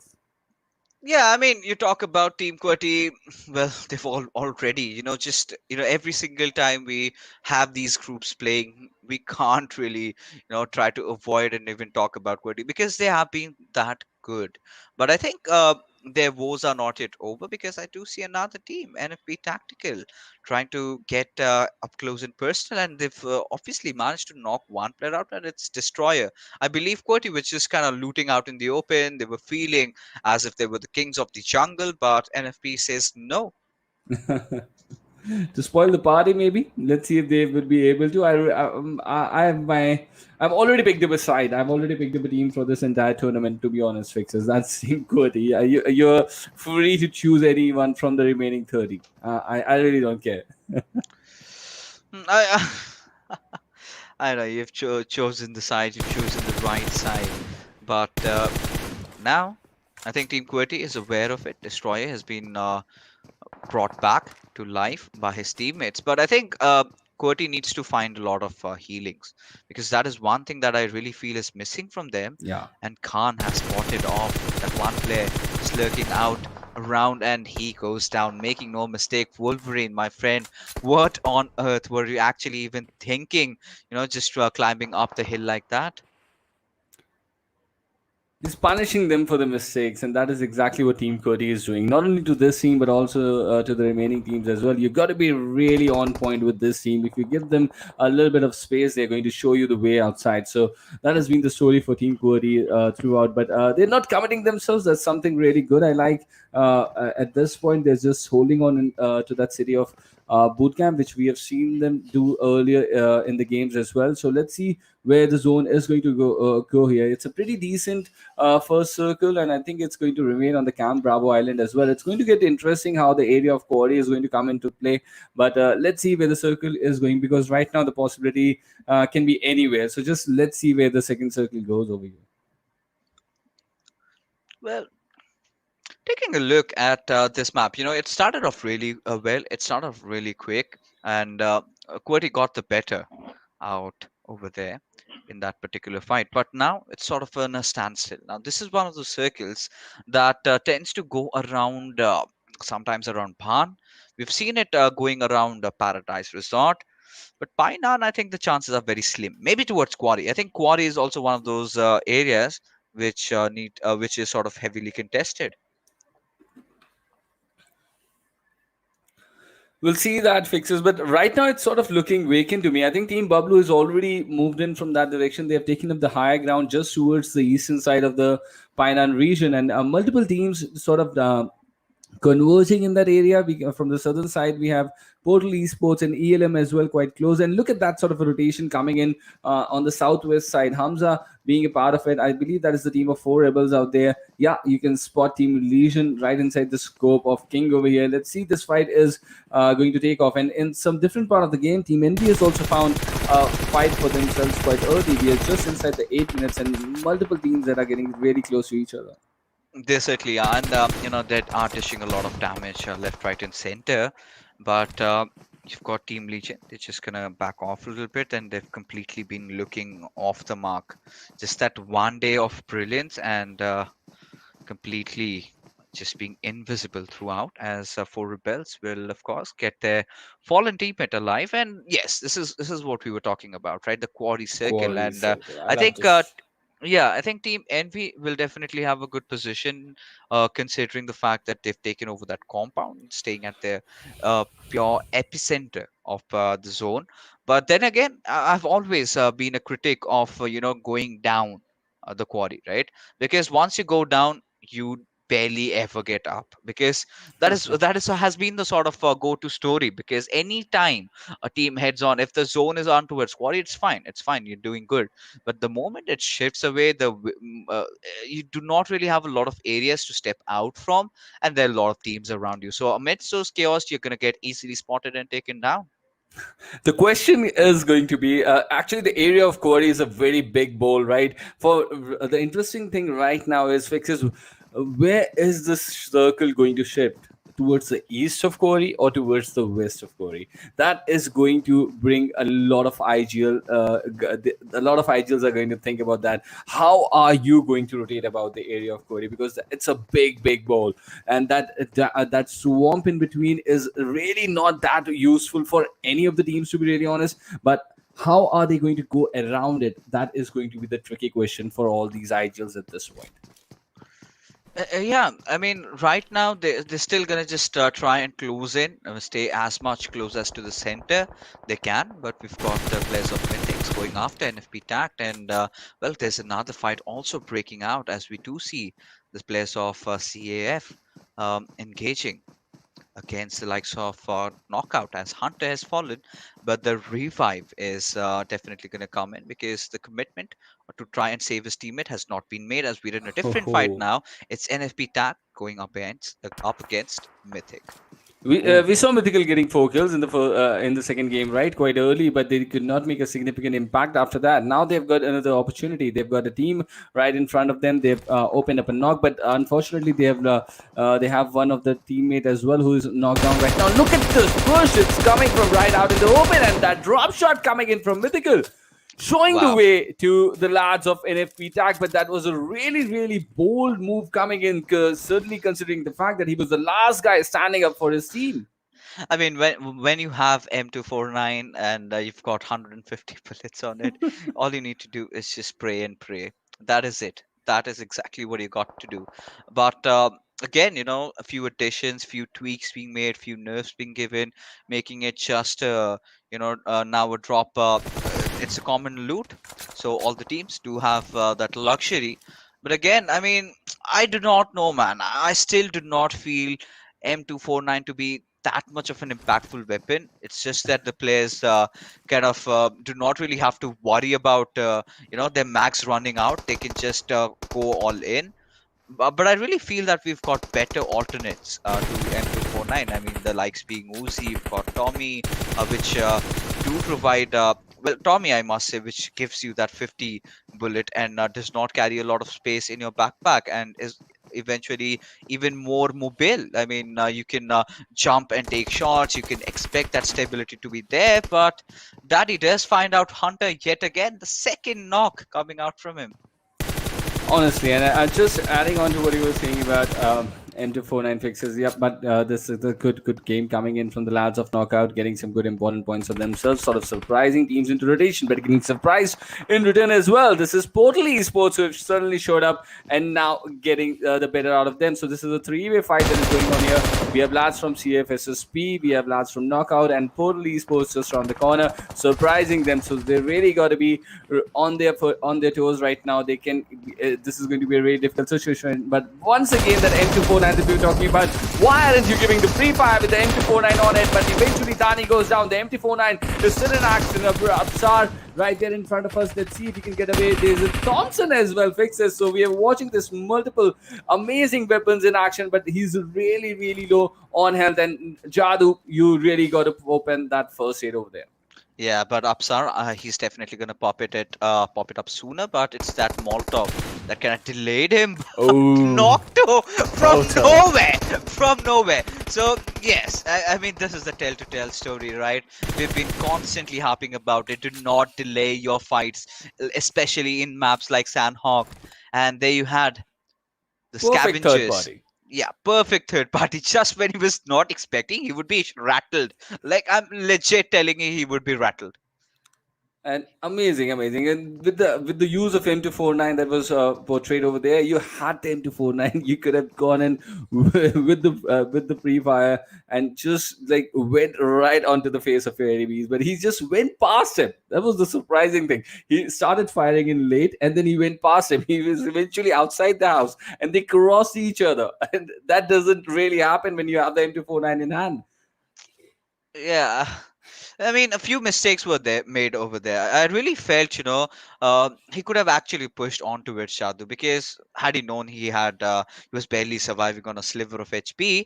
But this is it. I mean, the zone kind of shifting just a bit away from Quarry. It's still in contention though, but I really like the chances of Quarry again this time. I mean, completely just predicting the circle and going for a centralish play again. So this time again, just beside Team Bablu. So we're gonna see both these giants face off, and right beside them we've got even the likes of Legion, about Renaissance. All right, so this is something really good that I must commend about Renaissance because eventually, once the tournament started, they were looking so slow. They were Yeah. looking as if they had lost any hope to even want to play or perform. Now we do see those proactive plays being made from them. They are actually trying to take those fights. They're going in for those trades. They're putting in an effort, and I love efforts. Honestly, they are trying and they're trying to improve onto the game, but certainly it's a really difficult task for them. Considering the fact that they have actually not made a good substantial amount of profits in terms of numbers out of the games that they have already played, they're going to be under a bit of a learning curve for now. But still, trust me, it's a lot of games that are up ahead. If just 2 or 3 good games, they can bounce back into the midst of things, and that is certainly what they're hoping, and they're really trying hard to do that for now. But let's see if that is going to happen for now, because Star 111, we have seen the same become part of they like to play edges. Like even in Miramar, they were playing edge until the point they picked up and decided to go inside the city of Miramar. But now once again, I'm watching them play on the edge, so it's a completely different kind of play style coming in from Star 111, sort of a passive play style. But I really think I would really be interested, to be really honest. I won't predict on how this sort of a gaming style is going to help them or not. I would be really interested how Star is going to go, and not only in this game but in the remaining matches as well, because the edge gameplay that they have been playing, the style is very different from the style that QWERTY actually implies in their gameplay. I mean, Edge, if you do not have experience, if you do not know how to take fights, I would certainly never recommend a team to play from the edges because once Exactly. you're playing the edges, you need to be very perfect with those timings, and that comes with experience. You do know when the chaos sort of breaks out around you and how you sort of capitalize. But right now, considering the fight in hand in front of us, we've got Tess up against Star. It's Mitch just one with the nature, not really giving a lot of sound away. The distance being, of course, being maintained. But now Goku, if he steps up, finds out that one player from FourRebels, he's done. We both know that Star is not going to get a lot of from the kind of play style that they are doing, right? But we can just be hopeful for them. They did manage a good point out of the last game as well. But coming back to what we have on our screens right now, this is the team of FourRebels sort of being gatekept. They're trying to delay their entrance inside the zone, and that is sort of working in their favor because ELM Esports has decided not to waste any more time and just move ahead. So that is going to create that opening that FourRebels was sort of opening for themselves, and we have seen them being a part of a long fight for quite some time, and it's sort of the perfect thing that they wanted. It's sort of that small window that they wanted to get in there. Now with this Ronnie truck, the rotation for these two players is quite simple, and they're going to make it inside the zone now. Well, they certainly will. Now, Renaissance, they have to figure a way out, right? They do not know where their opponents are, but their opponents do exactly know where they are. That's not a vice versa situation. But, if you talk about them, I'm kind of being concerned because now they still have the favor from the circle, right? The next shift within the fifth circle, once the zone goes away from them, then things sort of get really interesting. But there you have it. I mean, taking a shift on towards the players of Mythical. Now, I think two players of QWERTY do seem to have taken a push on towards Team Bablu. So that is one of those fights I definitely do not want to miss out. Take us there, please take us there. That is the fight. Oh, and both the players are knocked. Both the players from QWERTY are knocked over there. Now there is a pressure on Khan and his remaining teammate. Team Bablu making an impact over there. That was an amazing fight, to be really honest. I would have just loved how both the players went down over there if we could have witnessed. And now we are down to just Voltrux taking this fight, and that's a long range knock coming in from 420 over Khan. But let's see how Voltrux is going to handle this situation, because 420 is under a lot of pressure considering the fact that he's taking the damage from the blue zone as well. I don't think Team Bablu can make it inside. I think they will only have to resort to just those, healing battle if they have any first aid at all. But then again, I must really criticize the playmate from Team QWERTY. What were they even thinking? The zone has been formed. You're just going in for a blind push. Maybe it is just to satisfy their egos, but at the cost of losing out on three players. Certainly not a fair trade by any standard at all. The way Khan and Voltrex have controlled the situation after losing two players is really amazing. Right, the kind of gameplay they showed after losing two players over there, because they were clearly outnumbered. The split really did not go in their favor. But coming back from a bad situation to somehow forcing the other team to pay the price, that is exactly what Team QWERTY has been able to pull off. And that beautiful knock coming in from Nocto. He realized the importance of just when to finish that spray and get back into cover. That is the reason why he's still surviving on that very low HP. Now the last player of Renaissance 7, he's going to be caught out there in open and eliminated from the game. That is the end of the effort, that little cameo that came in from the team of Renaissance 7 right now. Moving down to the top 10 squad of this Sanhok game right now, we still have teams like Myth holding on to the center, Legion with that good player advantage right now. They are also looking good in this game, but I'm really excited about TES Official in this game. What do you think, Vixes? Do we have some action, some good action coming in for DS Official in this game? I mean, they can if they go completely all guns blazing, but the chances are very slim. Let's see as to how they perform. But right now we've got Legion with those 2 kills, and now considering they've got to make a run, kind of dash inside the zone, it's going to be tricky. They've been making a lot of noises as a test. Well, they've just made themselves again, one with the grass. And Khan trying to push on towards that last player from QWERTY. Can he find the knock though, as Rafe has been knocked out? But Voltrox, if one good grenade comes from his side, I think can easily get 2. We've seen Destroyer and Wolverine pull that sort of a nade quite today as well. But let's see if Voltrex is going to be... no, he's not going to make any more impact onto the game. He's just going to be found out by Husney's M4 and eliminated out of the game. Now, Team NV into action. They're getting some kills for themselves, making some noise inside the kill feed as well. What really is interesting for me at this point is Portal Esports that is coming in from the eastern side. What sort of a situation they are in? Because I was certainly expecting them to go into that fight. But since DES committed themselves a little bit more towards the western side, and teams like QWERTY, those were coming from the western side, that sort of gave the way to Portal Esports to silently make an appearance inside the circle. But there's a bit more gatekeeping that is happening onto DES Official right now. They're under a lot of radar. Even Team Mythical, the players are going down. Let's see how DS Official is going to hold up this situation. But while all this is happening, Portal Esports have got a good position inside the circle. They do. Right now, Portal Esports, I think they do want to be happy about their chances getting the chicken. Now, we know that they've been playing really well. Yesterday, they were amazing. They were awesome. But right now, the players of Mythical, just in a bit of a pickle. Coffin will get his teammate back alive. But take a look at the circle shift. I mean, no one really being having a good spot. And Raphael lobs one more grenade in, and Drakes goes down. It all comes down to Coffin, who's apparently trying to keep the fight alive, has managed to get one, shifts towards his Scorpion. That's a wrong switch, goes back to his arm in a 1v1 skirmish against Khan. Can he pull this one off, Trooper?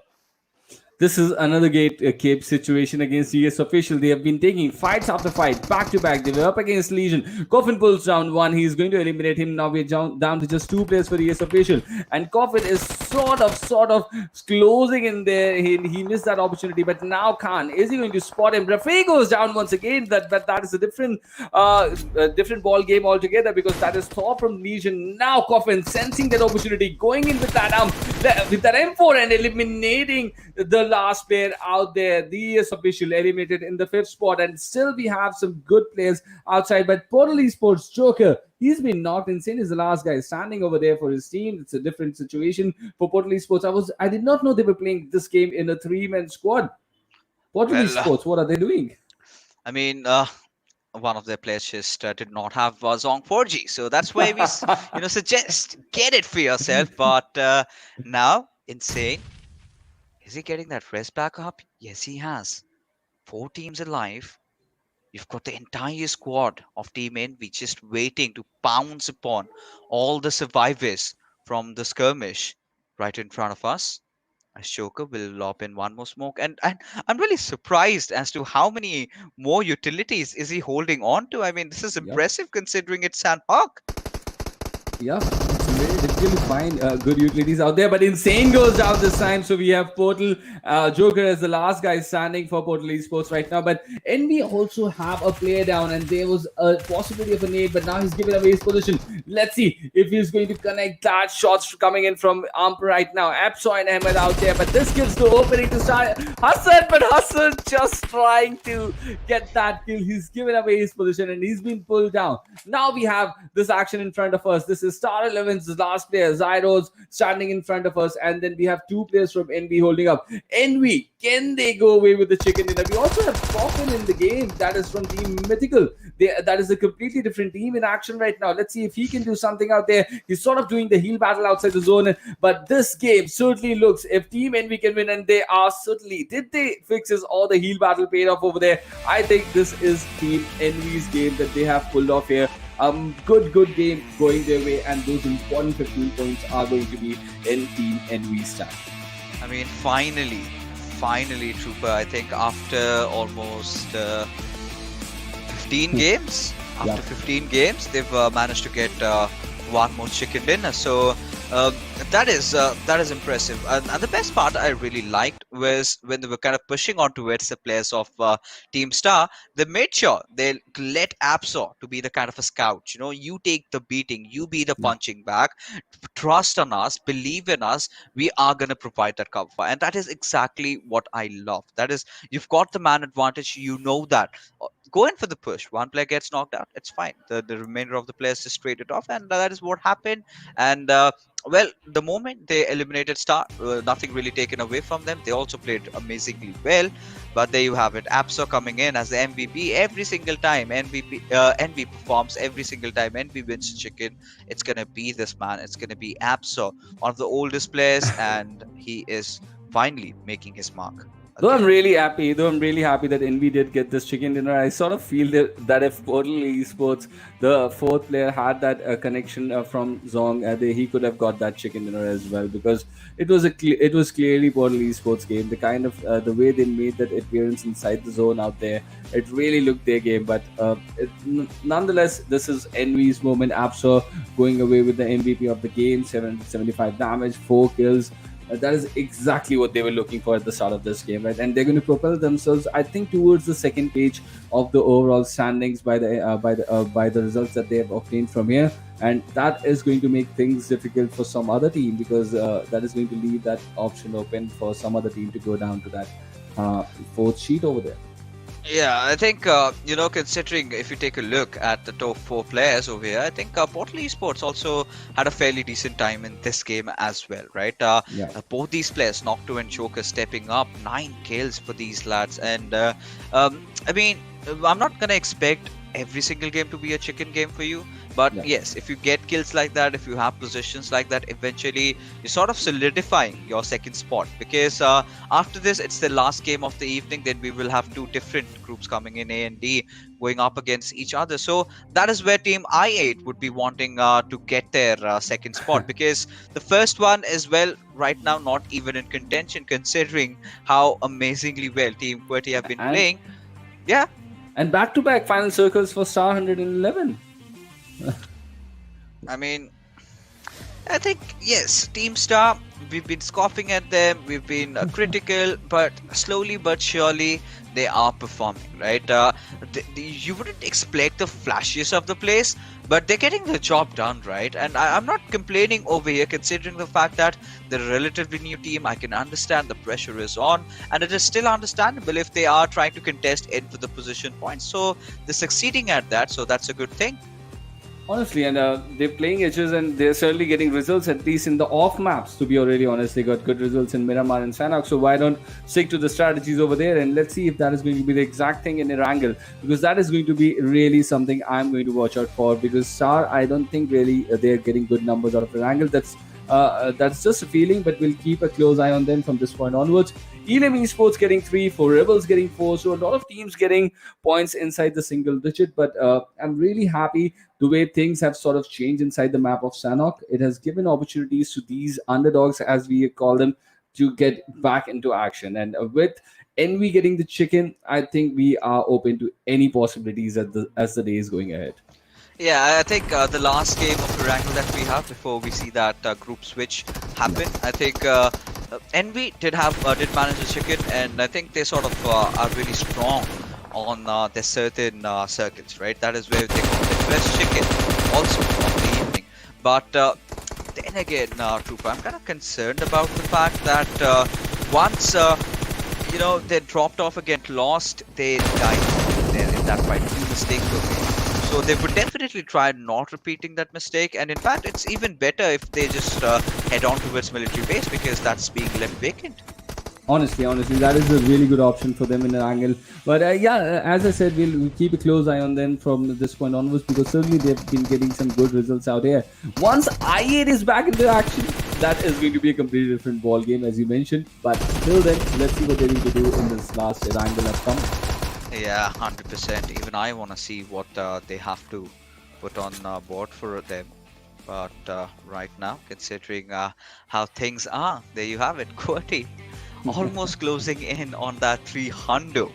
We haven't almost, that 100-point difference being created over here. And if they get a chicken in the last, I think it's pretty much inevitable. Look at the difference there, but Portal Esports on the second point, but the amount of difference in the chicken dinners is substantial, right? 6 against 1. So Portal Esports, they really need to maximize these opportunities when they get the chance to enter inside the final circle. This was clearly, in my books, their game. The way when DS committed themselves slightly towards the western side, that created a big opening for them onto the eastern hemisphere. But they clearly missed out on that opportunity over there, because just they did not come up in 100% attendance. I really hope that they show up all 4-man squad in this upcoming game. But look at this, Envy on the second page, 0.99. Just one more point and they are going to be in that 100-point club. 13 teams have already done it. Now it's going to be Envy's time anytime soon. Yeah, it's I think finally their time to shine. And one really good thing that I really liked in this map was, finally the big guns kind of were silent. Of course, you've got to criticize the play. I mean, I do not really know what QWERTY were thinking over there, just to try and dive in on towards Team Bablu, just like that out of nowhere. They've literally went outside the zone to kill them. So and they said in just two players were trying to provide cover fire. And I have always been saying, 2-2 splits really work well in different maps, but in Sanhok you need to make sure you either go in for a 3-1 split, or if you really feel that you've got your aim on point, you hitting those shots, go in as a pack, go in as a full pack, and it sort of gets difficult. But that being said, ladies and gentlemen, we're going to be heading for a short little break, because coming right after is the final game of Erangel for these two groups.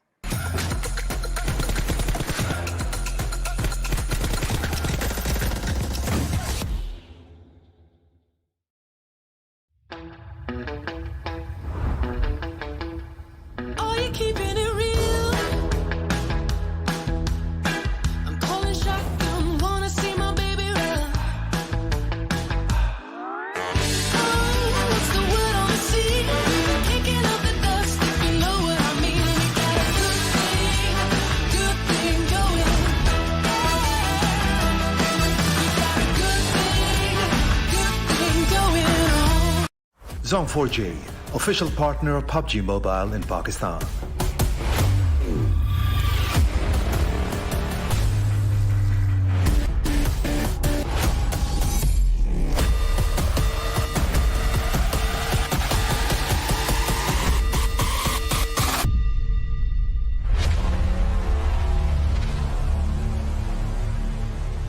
PUBG Mobile का real मजा सिर्फ Zone 4G पर. Let's get digital.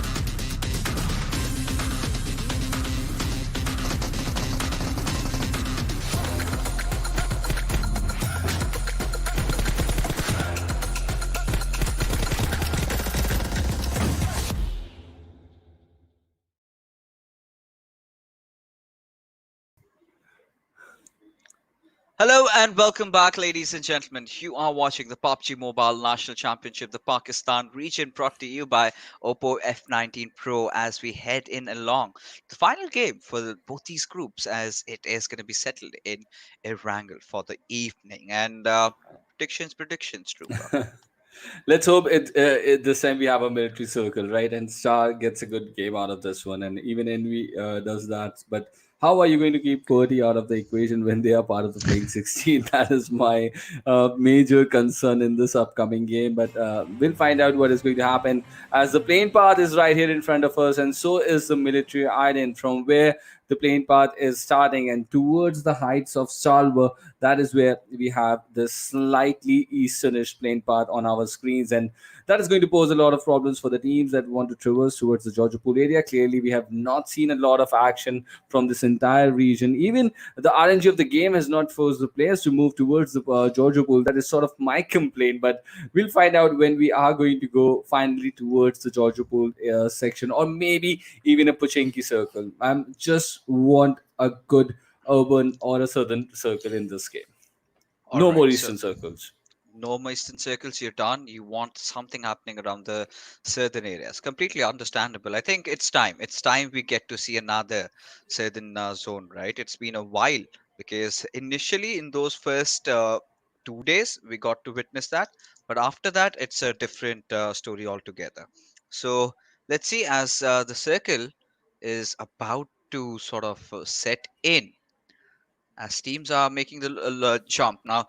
The only way that should deal with a team like QWERTY is just drop on their loot and maybe try and take them down. That's the only solution I really feel that can happen at this moment. Just catch them off guard because these players are being prepared for every single situation. Yep, they certainly are, and we have a decent centrist circle here. And let's see what sort of a challenge are these players going to put up here. But look at Lost Esports; they are the only team on that entire military island right now. So that's a completely different sort of a googly that came in through.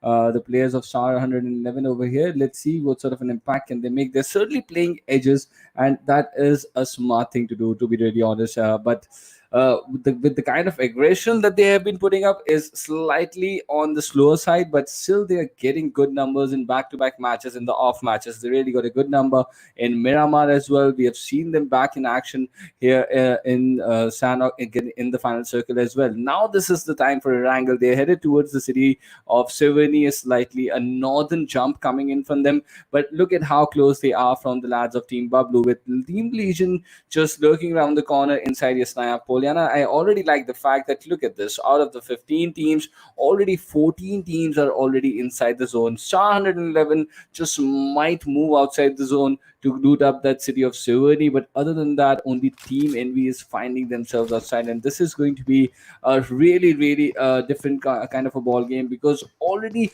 this sizable amount of teams inside the zone, that is going to make things difficult for teams to that want to go into the rotation. We are not going to watch a lot of early rotations into the game, because clearly Yeah. these teams are not playing that side of that kind of a center meta game. But this is going to get things difficult to make. The rotations are going to be really difficult to get executed over here.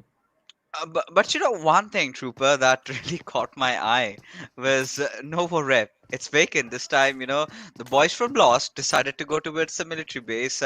You've got the boys from Envy going as far as Primos. So those are the two teams that did collide in Novo right Yeah. from the first game, and they decided. I mean, no more fights. I think that is where they realized that they need a few more position points, and taking casualties is. Certainly not going to work out. So that's, I think, the only reason both have resigned it from over that place. But now Portal Esports again uh, with three players. Momdu definitely needs to use Song 4G. I'm going to personally recommend him to do that. Yeah, he really needs to. But that's a applaudable decision coming in from the two teams that went to the Novo Ripnoy region last time, and we and the other team that you just mentioned. They really made this smart decision at this point not to go towards Novo Ripnoy once again. But let's see what sort of a results they're going to get. It was Lost Esports, right? Gone towards military base now.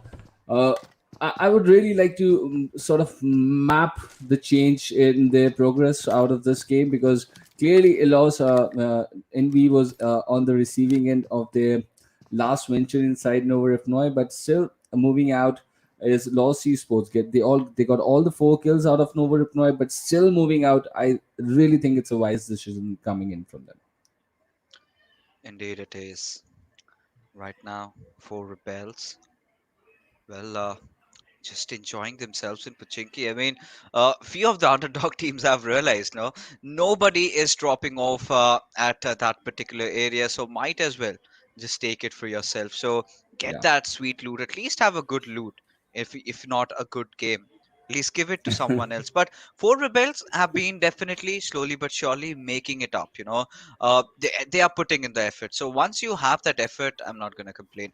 But they from here onwards, they know they've got the potential to get the kills. All they need is the kind of confidence to sort of go and do that. Now, you talk about big tournaments. It's all about confidence. If you feel yourself, if you're confident, if you can take those shots, they connect. But if you, for even a second, just doubt yourself, can I actually get it?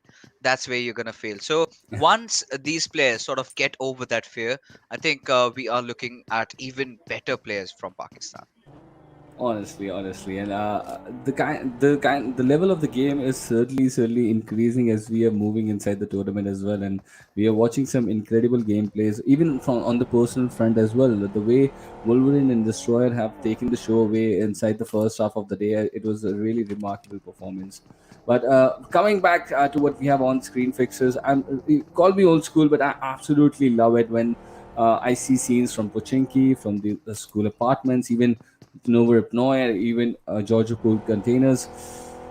Sort of in the beginning stages of the group stages, I really feel that we have missed on these epical his places where we have witnessed some amazing fights throughout our casting careers, but we have certainly not seen a lot of action coming in from these places inside, at least in the first half of the group stages.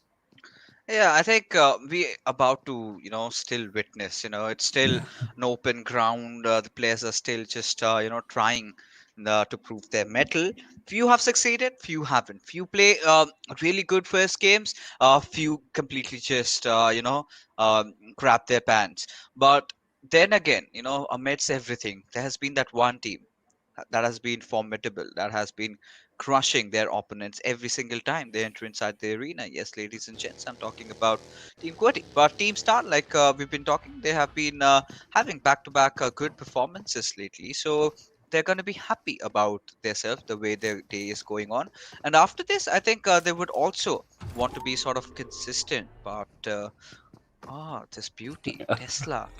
Look at the color combination. I mean, yeah, a lot of people might Amazing. say, pink is so girly, so feminish, but look at this. Look at this. Just glimmering under the sunlight, and And has it got comes in twos. and it comes in twos. Yeah, Wow. definitely Team Bablu. I mean, if you're making so much money, right? You're winning so many games, so many tournaments. Yeah, you certainly can afford that. Both in and out of the game, right? Yes, certainly, and I absolutely love it. And the kind of escalation that has been actually given inside the game on the vehicle front is amazing, right? With the introduction of the coupe, since then we have seen so many amazing skins come into action. With the partnership coming in with McLaren as well, those were some beautiful additions to the vehicle skins, and the ride have certainly got fancier over time. Yeah, really. I mean, you like we just mentioned, McLaren comes in and Tesla then just gets in three of the vehicles and everyone looking better than the other, right? So I think this is so good, even for the esports ecosystem to sort of coexist with the real world out there. So I think these kind of mergers, these kind of collaborations, sort of boost the esports scenario. Just not inside PUBG Mobile or not just inside one particular country, but throughout the globe. So a lot of people do acknowledge it, and yeah, I mean, even Tesla. Uh, Elon Musk is definitely happy. I think I did read a tweet on that. But right now, I think Khan is enjoying himself, just hovering around, spotting out bugs, taking him down. I think this one lad from Tess has really impressed me by Aeons. And surely I've seen you like follow his other ventures as well, so I know how closely you follow him as well. So certainly it's a good news for you as well. But let's see how things are going to shape, and when are we actually going to get that right in the real world? That is also going to be a big question for us. But for now, coming back into the game. The players have this luxury already all across the globe to ride the Tesla, and that is so beautiful. And the kind of skins that they have come up with, it is looking amazing. Yeah, absolutely. Now we've got the men of the hour, Team QWERTY, heading locking horns rather against Team Knockout. Now they've taken the Potato Hills, and this is one team that loves to capitalize on this spot. Wolfrey just trying to spray in through wildly, just hoping it would connect. And it does from the side of Destroyer. So knockout, one of the ladder has been knocked out over here. Let's see how his other teammate are going to control, because this is the area which we call the Potato Hill, and this is a big area to control. And Team QWERTY is certainly looking good, and but I was just starting to fear if they are going to overcome it. But let's see if Voltrix is going to get off that vehicle and head into this fight, because they are just taking the fight on its head. That's a big, bold statement coming in from the lads of Team QWERTY, and we have seen them win multiple fights during the day. I'm really going to back my chances with Team QWERTY winning this one too, but this is certainly not looking good for the lads. But look at that. Destroyer coming in just in time and did not allow that elimination to hop on upon Khan as well. So that is the kind of teamwork you need from your players when you are moving together in numbers. And Absa, I'm so sorry for him. Nothing left, no options left, but he really had to retreat from it. I think it was really wrong on the part of Knockout to actually try and contest the Potato Hills, and they should have, done their research, because I have seen time and again QWERTY loves this particular area, and moreover, adding on to the wars, I really love like the way they were pushing in tandem, two players from one direction, two players from another. Even if one got knocked out, the other one is instantly just spotting the trades, and both are not just pushing in the same line, right? They're maintaining that left and right positioning, as a result of which they are getting those trades. So again, those small little plays that Team QWERTY is making really helps them in those big fights. They do manage to get all those kills, and they're not doing anything out of this world, right? They're not making those, of course, apart from Wolverine, what he just pulled, that was a stunner. But they're keeping the basics clean, sometimes a bit little cocky, but it's fine. I mean, if you're a team, if you have almost 100 points lead, might as well go for it. But talk about Khan again getting that MG3 online. We have seen them in action with the MG3 earlier as well, but let's see what sort of an impact this MG3 is going to make inside Erangel, because I would absolutely love vehicle demolition from this big machine. I'm certainly waiting for that moment to come when I first see how much time is this gun going to demolish a moving vehicle in a competitive game. I mean, yeah, that is something that we haven't really tested yet in the competitive arena, but wow. I'm just gonna stay silent. But now, I don't like the way Bucky looks. It's ugly, but at the same time, it does have its utility. Like, right, if you're a solo player just going around, I really feel Bucky sort of gives you that maneuverability. But Heavy Half Portal just pushing on, completely disregarding Myth's position over there. Insane. His Tesla is gonna blow up, but before that, he goes down. The players need to come back in. They need to provide that cover fire. They need to support, as Joker already making that movement against Myth in a 1v1 situation, as another of his teammates has fallen down. It's going to be Nocto, as Joker is taking shots from elsewhere, just heading into a fight against Myth face on, as blunders being committed. Team Portal Esports bite the dust. They're already playing in 3-man squad, and then they're making these mistakes. They could have played together as a team. This was a mistake coming in, and the panic button was certainly pressed for Portal Esports, and a quite early elimination for Portal Esports that's going to disappoint a lot of fans out there. But let's see what Star 111 is doing in this game. This was a team that we were talking a lot about during the last two games. So let's see what sort of game is going to come in from them. But we have multiple teams inside Pochinki. I'm already loving this game. And we have 3 to 4 teams inside Pochinki fixes. What sort of a game are we headed towards here? This is just the third circle that is closing in. But all these 4 teams have chosen Pochinki as their secondary halt location.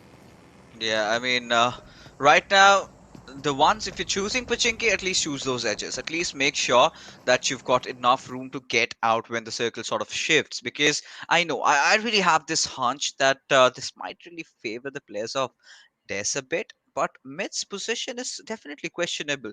I think he's finally gotten the vehicle and he's going to make a move towards his teammate because this sort of a 3-1 split is nowhere recommended. And look at the number of teams inside Pachinki. I mean, imagine. This is what I was talking about. I knew it. When have we even seen some hardcore Pochinki core circles? It has always gone away, and this time also making its route. And now teams like NFPxTact, who sort of are playing from the center, it's going to be such a tough time to kind of cross the road and go out in the open. If they do not have the vehicle secured, then they're basically done. I like the fact that how they're coexisting like neighbors, like real neighbors, right? And just moving out, not shooting at each other, going Yeah, into we mean rotation no at the harm. same time. Yeah, we mean no harm. That is sort of the mood out there inside Pochinki. But not the certain scenario for Renaissance and Star 111 just outside Pochinki because this powerhouse is inside the circle now. They are not going to rotate anytime soon, but they're certainly going to pose problems for the enemies inside the vicinity. Now we have Salman, the last enemy standing against Star and 11. But look at that, FourRebels have also just showed up around the corner. That's a double story that they have picked up right now. So three teams inside this vicinity. This is going to become interesting. Let's see how Star and 11 deals with this because we have seen them not take multiple kills before entering the final circles on multiple occasions. Now this is the opportunity for them to fill in the kills in the kill department. Let's see what they're going to do over here. Yeah, it's going to be really interesting because you've also got the FourRebels kind of chiming in, wanting a piece of the cake over here. As Renaissance, well, they're putting in efforts, not enough. Salman just proned in on the first floor, waiting for God Fury to strike in any single moment. Now, these are those situations where if you sort of tend to have those shotguns, they really come handy. But Cyroj just lobbing those grenades at Salman. But this is the moment. If I was Salman, I would just try to push in because I know someone's just clipping that grenade, and he exactly did that as Zyro just knocks himself out. As Salman might consider going for a push. Let's see. That is going to be an option, but there's a nade incoming, bro. Let's see how Salman is going to deal with this. But somehow, ooh, did he hurt his own teammate? No, he was already knocked out, and he's just popping that first hit. But that was a very weird rebound on that nade, to be really honest. But Salman somehow is still standing over there. Now they decide to go for the push after trying to take him out with that nade, but realizing that the nade is not going into the desired location. So they push in as a team, complete Salman. Now their attention is going to be towards FourRebels and Hassan. Really? That sort of a jump? Wow, that is a really aggressive move coming in from him. And if there was any player taking a third party angle on either of these windows, then Hassan would have been in a really big trouble. But that is not going to be the case. The push is onto Mythical. We have seen him handle pushes earlier, but what is he going to pull off here? That is going to be the thing. One after the other, the players of Star are definitely falling, but eventually will get that final kill. And well, they were confident because the moment they saw two of the players getting knocked out, they knew that this was the cue. But at the same time, I mean, Destroyer from the Far Fray, or was it Khan? Someone definitely did get the better out of MK.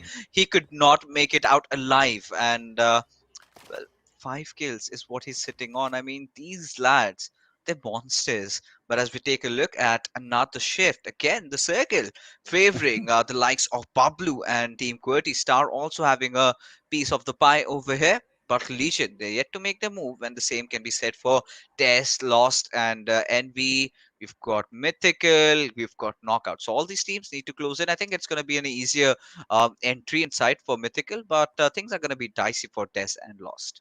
But things are looking good for Cody, to be really honest. I've seen them in winning matches when they were not in favorable positions, but this sort of a ridge that they are looking to control at this point is going to give them a clear advantage over the teams that are certainly towards the downside of that ridge. The teams that you're witnessing just now, teams like Star 11, they can be engraved in the compound if Cody decides to set a hard peak on those compounds and do not allow anyone to rotate from there. That is going to be a difficult situation for them, but certainly that is not going to be the case for teams like Legion and Team Bablu as well. They got that clear way to get inside the zone. Let's see how they're going to decide that. And certainly, Team Legion at this point, they are searching and clearing every inch of the landscape before they actually make their move towards the playing area. Yeah, I mean, it's going to be interesting, but dead player, well, has got his buggy in check. Just sitting through it, building up that path. Now, Team Bablu, they still really have a very good spot to play around with. I mean, they know how to, they know the nooks and crannies of this entire spot, and it has been worked out in Erangel 2.0. Now, adding those extra bit of dips, because earlier it was way too open. I mean, teams just had to prone and fire. But Pikachu being taken down by God Fury. Let's see if he gets eliminated. But I think Team Bablu would definitely want to retaliate back, as QWERTY Vortex is on the other hand finding a lot of knocks for himself, but Sibyan will of course try to punch in that revive, get Pikachu back online, as Teen Wolf is just trying to jump peak, right? He's just trying to spot somewhere around, but Absol in a whole world of trouble against the players of Ness. Certainly they are, certainly they are. But one more game where this official have brought multiple players inside the play area, inside the final circles. We have down to top 8 round. This is a good chance for this official. It's been high time since they have capitalized onto the game and taken taken a good chunk or even a chicken dinner out of the game. I would really want them to and give a better effort this time. As I asked them to give a better effort, they have just lost another teammate, so just down to 2 players. But they have certainly got 6 kills in the tally already. There are more teams that are getting good kills out of this game. Stars just picked up their 10th, and Team QWERTY, just like they usually do, they've already got 7 kills without losing a single. Yeah, I mean, that is how good they are. But Team Pablo isn't far behind either. Make it 8 as Mythical have finally fallen. But right now, considering how QWERTY have themselves positioned, I think they need to commit in. And this is a perfect time, right? One of the players being knocked out. And yes, they are going with the push. I can literally, hear Khan, making all those call-outs. Guys, you need to push ASAP, because if not now, then it's never. But Voltrox, before he heads into the fight, would want to get a few grenades, a few first aid if things go down to a healing battle. But Khan on the other lines is of course getting a lot of kills secured for his team. As Wolfrey, look at the confidence on these lads. They're just jumping around, just trying to spot any snakes in the grass, and once they do, they're basically done. I think that is the difference, basically, right? Yeah, when you're playing so good that confidence is automatically going to creep inside your gameplay as well, because the kind of fights they are winning, fixes are not ordinary fights that they're winning. They're winning tough fights, and they're winning those fights that are difficult for any other team to win and take in their favor. Look at the rotations in the backdrop. How beautiful is this use of smoke coming in from Team Bablu out there. They're moving their vehicles from smoke to smoke in a very beautiful manner. But let's see what sort of an impact can they actually make upon that edge, because Star 111 has got multiple players looking around the corner. We can see those players coming towards the last lad of Star 111. What sort of an impact they're going to make is something I'm watching out for there. I mean, now Bablu has taken some heavy damage, going up against Star. They have been playing phenomenally, like we've been talking about. They've been making a lot of news. They've been causing a lot of ruckus, but it's still Khan. He's responding, and he's got that MG3. So that's something that we got to keep in mind. Team Bablu, just with those 2 players, and have already secured 4 kills. We know this gun is really a laser weapon. Once you're proned in and you're taking those shots, getting you that extra stand, extra bit of stability. But Khan, he knows QWERTY is just, making those moves right ahead of him. Has spotted out Destroyer, I believe, waiting for the right opportunistic moment to shine. As Khan, being patient than ever. Now he knows the player. He knows the location of one player. Goes in for the spray, takes one down. Khan does realize it's a big blunder being committed, and both of them do fall out, as Team QWERTY are now in a whole world of trouble. The big MG making the big impact on the team of Cody right now. Let's see what sort of a comeback is Team Cody going to do, because we have seen them win fights from peculiar positions. This is one peculiar situation they are finding themselves right now. Now, Khan did not commit to go and finish those two players off, so that gives the opportunity to the third lad of Cody to hold on to that revive, which is exactly what he's going to do now. But the remaining team of Team Bablu is sort of sensing the opportunity. They are realizing that Team Cody is sort of regrouping, so they might just go in there. They might just go in for the attack, and let's see what sort of an impact can they actually make. Because if the revive is successfully done and all these three players are standing back, as just we are witnessing, they are going to be menacing once again. Yeah, they certainly are. Now, Team QWERTY, they've sort of managed to get one of their players back alive, but now this is a showdown. I love the positioning from both the players. The way they've kind of, just maintained the gap between each other, but Khan, that does not really, deter him from getting a few more knocks. As I believe I spotted out Khan from there's so many Khans in the server, as Wolfrey will get the better out of Khan as Desk finally go falling down, leaving three teams in contention. The primary battle is of course going to be between Team QWERTY and Team Bablu, with Believe just waiting to get whatever he can scavenge out of this particular situation. Look at Khan 420. He knows, he trusts that weapon that he's yielding. Just goes in for the spray, is trying to connect those shots. Khan goes down, takes one, but instantly gets traded right after, as it all comes down to teamwork. Finish it off now. You've got two players standing in front of you. Your teammate has got two. Can you get the remaining? Voltruk's in front of him, just behind the tree. He's on the reload, and Team Wolf making sure to close in there, but eventually goes down to that drop shot over there. And this is, once again, I am surprised. The game has been won by Team QWERTY over here. Yeah, obviously. And I mean, I'm not surprised at all. 15 kills this time. These guys have finally just not gotten the chicken dinner, but also crossed that 300 mark before any team could even make it to 200. So that is how good this team has been. That is how brilliant they have been playing. But hey, Trooper. Yeah. Do you know one more thing? Yeah, please. Say it. I want to hear it from you. No, I was speaking of a different. This is the 7 chicken dinner for QWERTY, right? If you were to hear that. No. That is fine. Okay, twice in the contest, Khan 420 got 2 players down. Twice in the day, Fixes got 2 predictions right. You owe me 2 biryanis. That is for sure. That's going to be a big fat party. I think the amount of biryani you're going to win out of these predictions, I think our entire crew is going to have a lot of fun with that. But hey, I don't believe in sharing. You know that, right? It all goes in my big fat belly. Do not share food. Yeah. No, not me. But it's not about me, right? It's about Destroyer, who's absolutely destroying the competition. 8 kills from this lad. He's ludicrous. But then again, we've got to give ups to the way Khan 420 performed in this match, especially with that MG3. He was impeccable. The way he got those knocks, and then again, I was kind of worried about that one fact where. He kind of got too much in the open. He had no covers before engaging against Team QWERTY, just going in solo on towards them.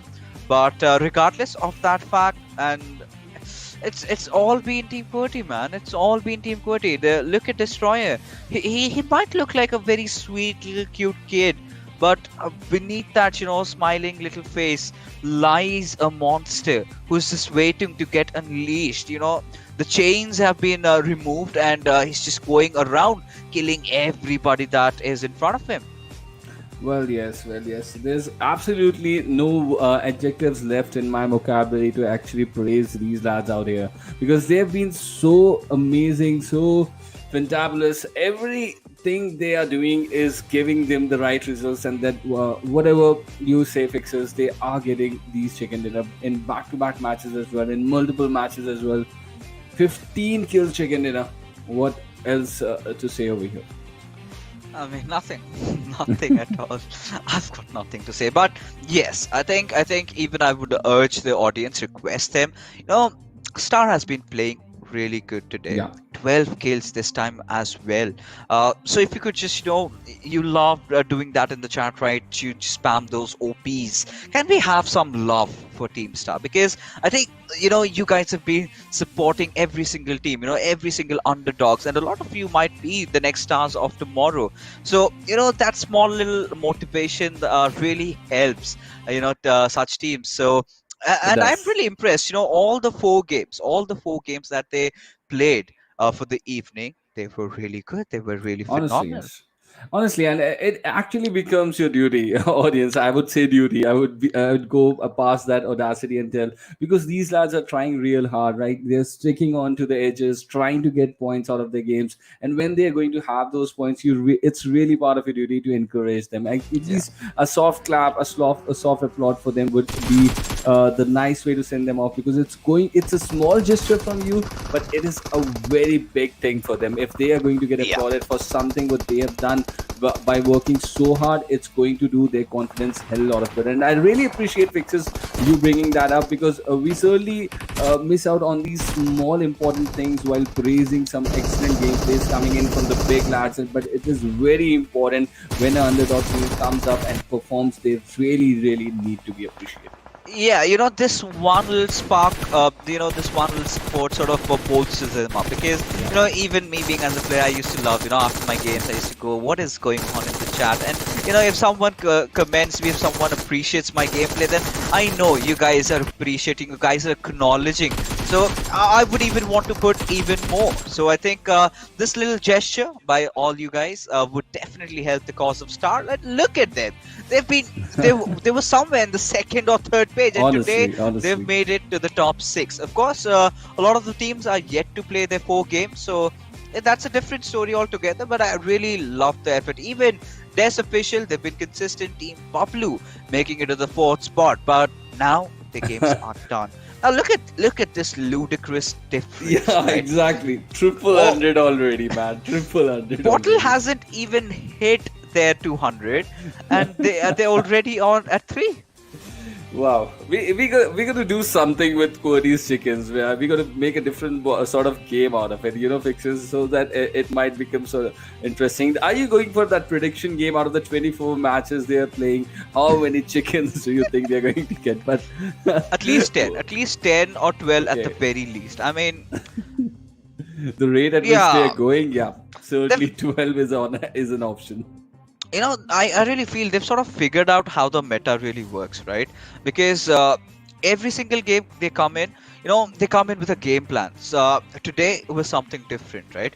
Today we saw mostly QWERTY trying to play around the center majorly, because previously, if you kind of analyze their gameplay, they used to play from the edges. So these kind of variations in their playing style is kind of keeping the other teams into thinking as to what they're gonna do next. So that sort of unpredictability sort of becomes Team QWERTY's X factor.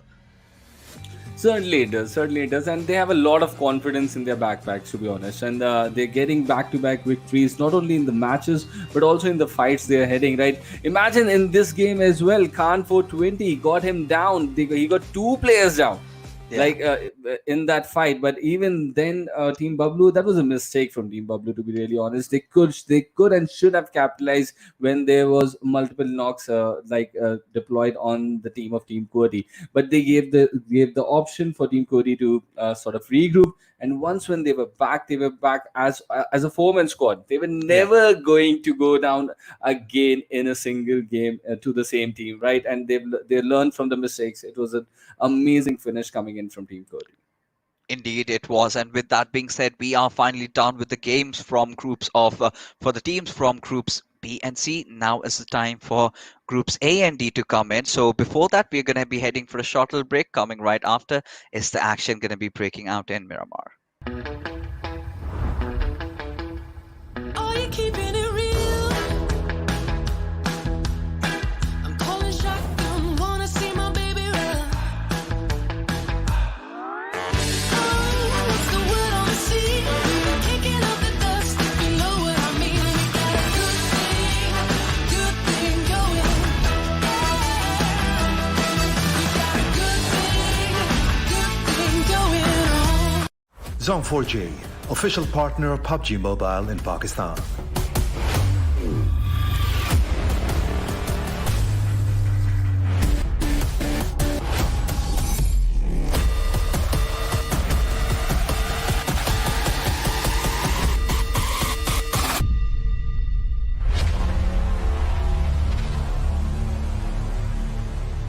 PUBG Mobile का real मजा सिर्फ Zone 4G पर. Let's get digital.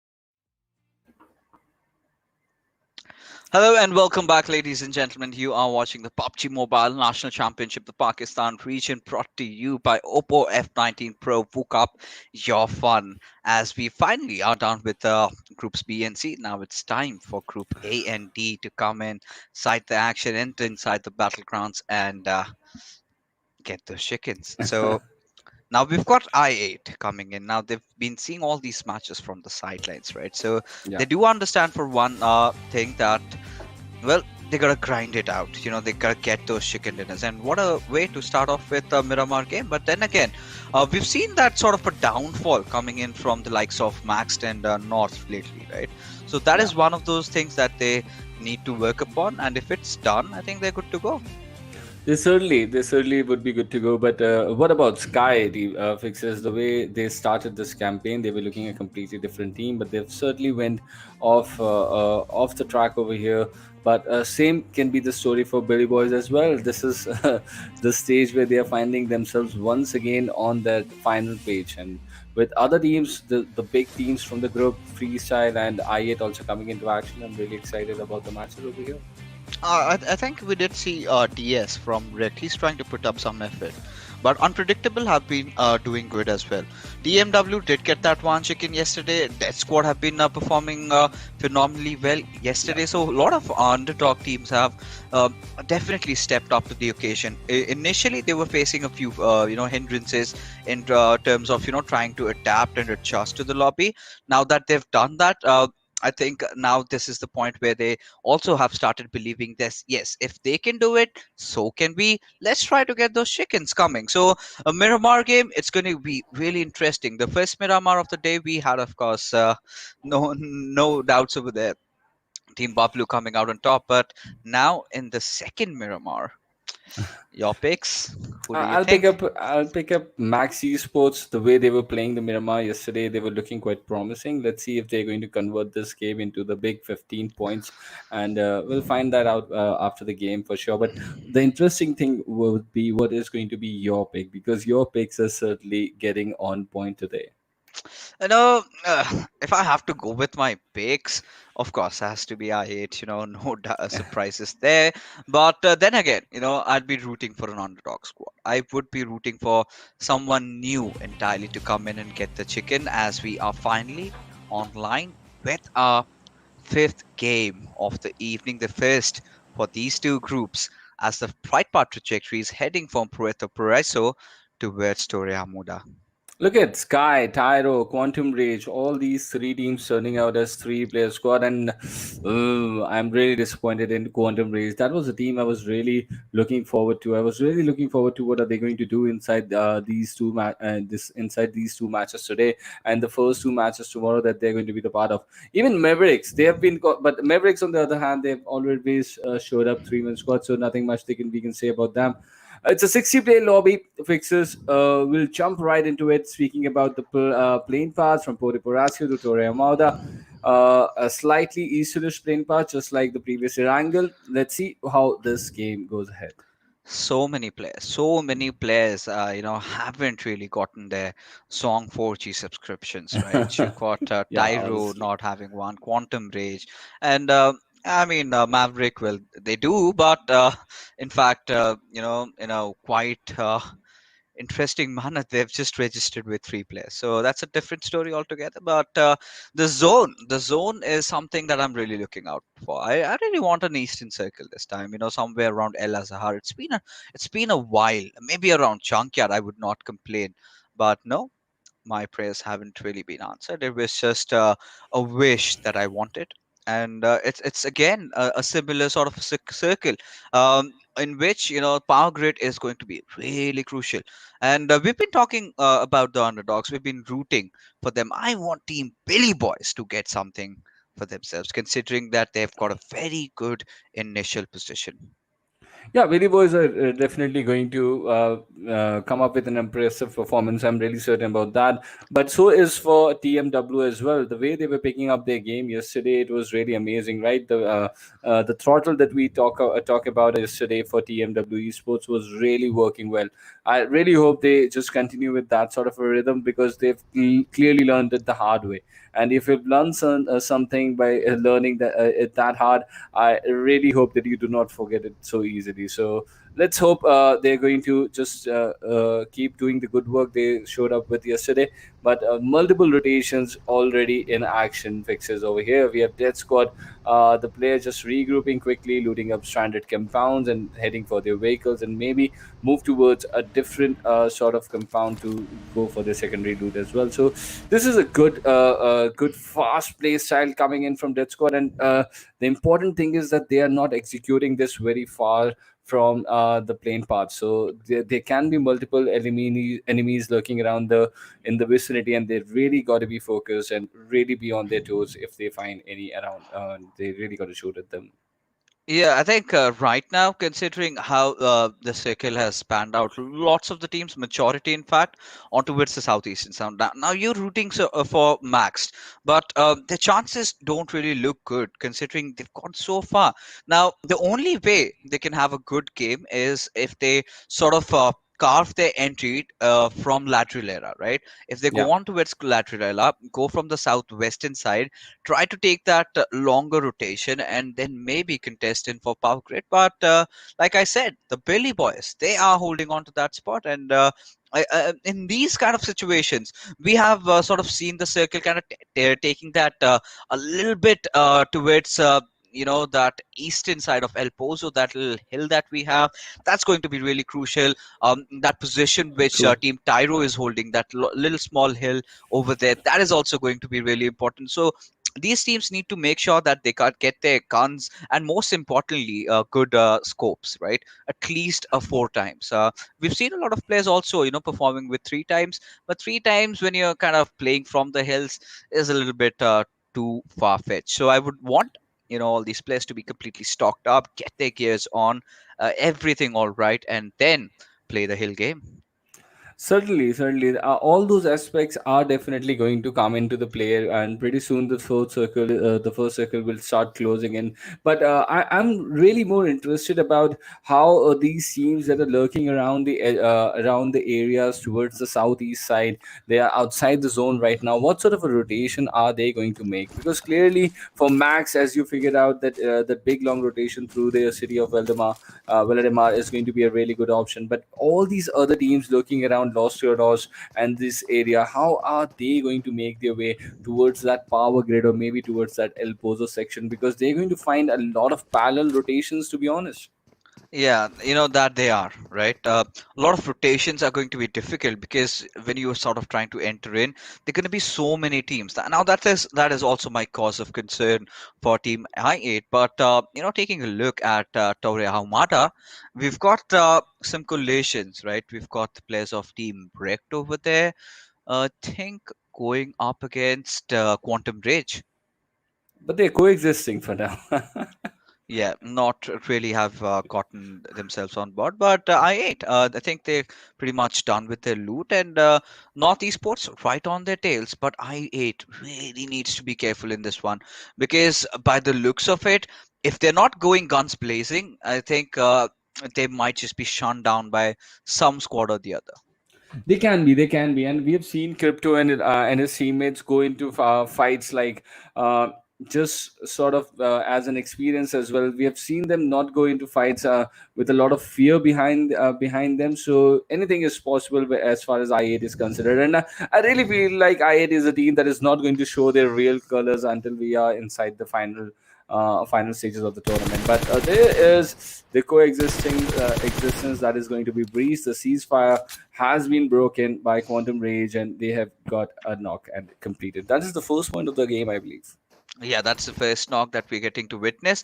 But at the same time, I think, Trooper, this time things all right, finally they've gotten one kill, but then again, like I said, it's a 3v3 now. Things are still evened out, but I believe Weekend does have a slight idea as to where Professor is. Yes, He's yes, just he has. got his scoped his crosshair right on towards him. The moment Professor steps up to kind of retreat in that sort of a warehouse, he's gonna have such a tough time.